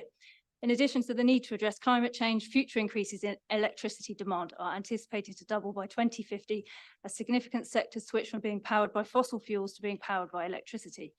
Turning to the application site itself, the agricultural land classification is 100% subgrade 3B, poorer quality soil that is not best and most versatile land. The wet characteristics of the clay loam soil type do not make it prime agricultural land for food production. In landscape terms, the site's capacity to accommodate the development was assessed as moderate to high using the Daventry Landscape Capacity Assessment Toolkit due to good visual screening provided by existing treed hedgerows. The suitability of the site for solar is further corroborated by the renewable and low carbon energy assessment prepared by Luck in 2022 for the council as part of its evidence base for the new local plan. The site lies within an area confirmed to be suitable for solar developments. Mitigation is proposed in the form of gapping up hedgerows together with native tree planting. The proposal achieves over 100% biodiversity habitat net gain and an 11% gain for hedgerows. This is a significant ecological benefit.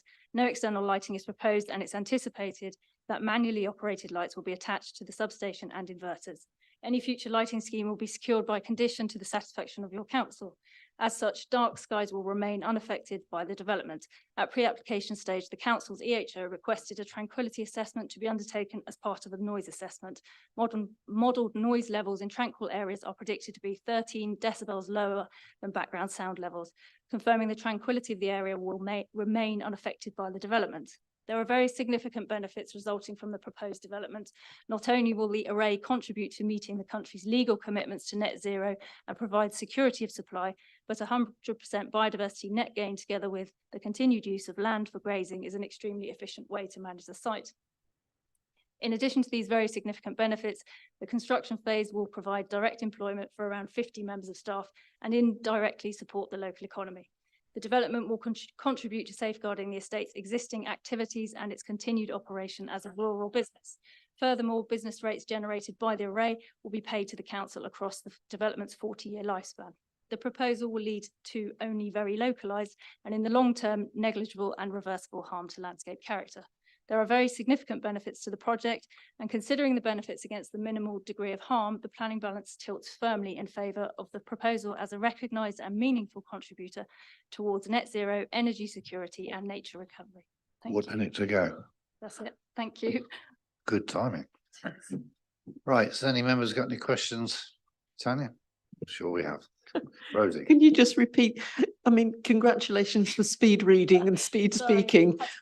Yeah, you certainly did. Can you just repeat the bit about lighting? And I think it's around the transformer, the convert. Is that what they call them? Converters, inverters, and where and give us an indication of where that will be placed. We're thinking that they will be manually operated, but we haven't designed a scheme yet. So, and they'll be on the substation as well. I mean, some schemes have motion sensors lighting, but so we can discuss whatever. So by manually, you just mean when somebody goes to inspect, that's the only time they put the lights on. Okay, thank you.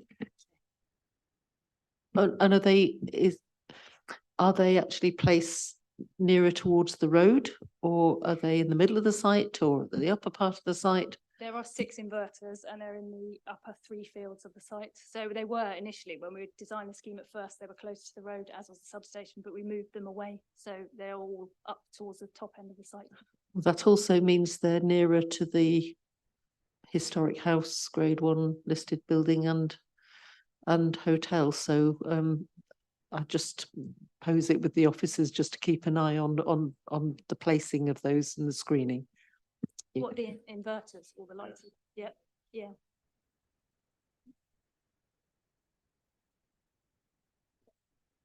Just a question, Mr. Chairman. To the Speaker, how many jobs will this create out of interest?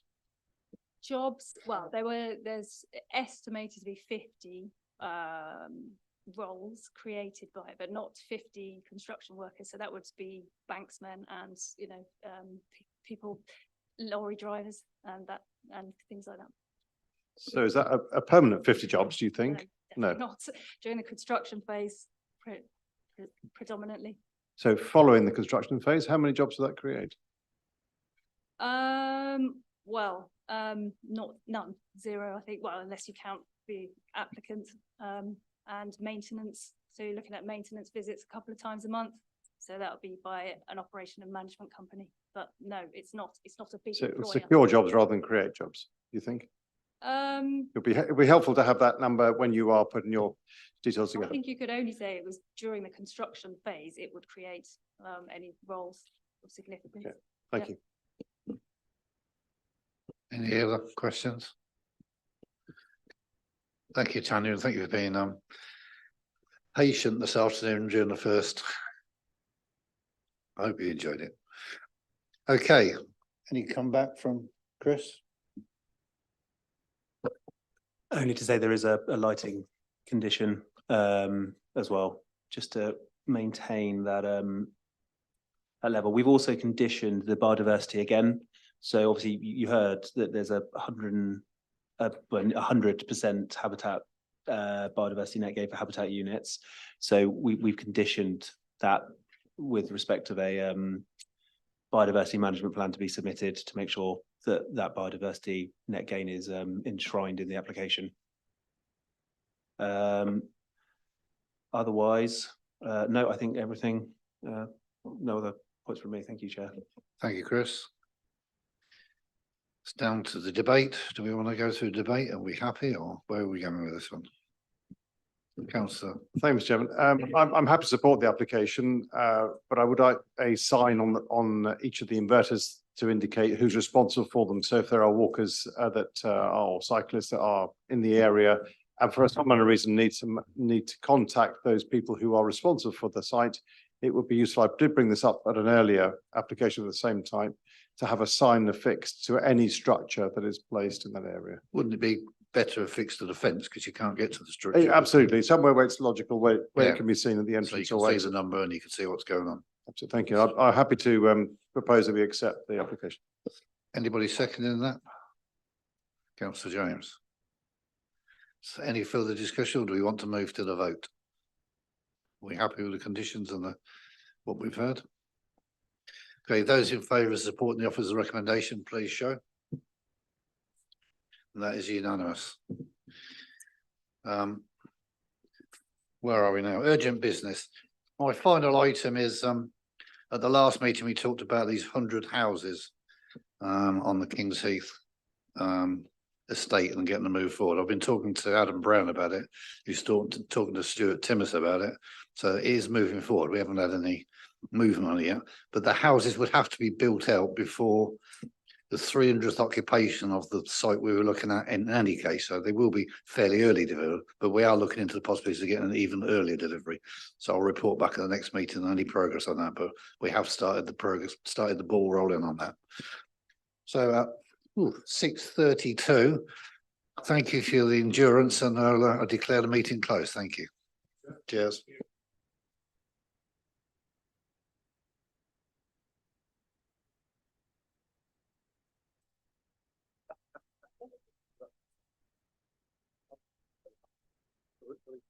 You could do charity event, your adventures around on the runs. Yeah.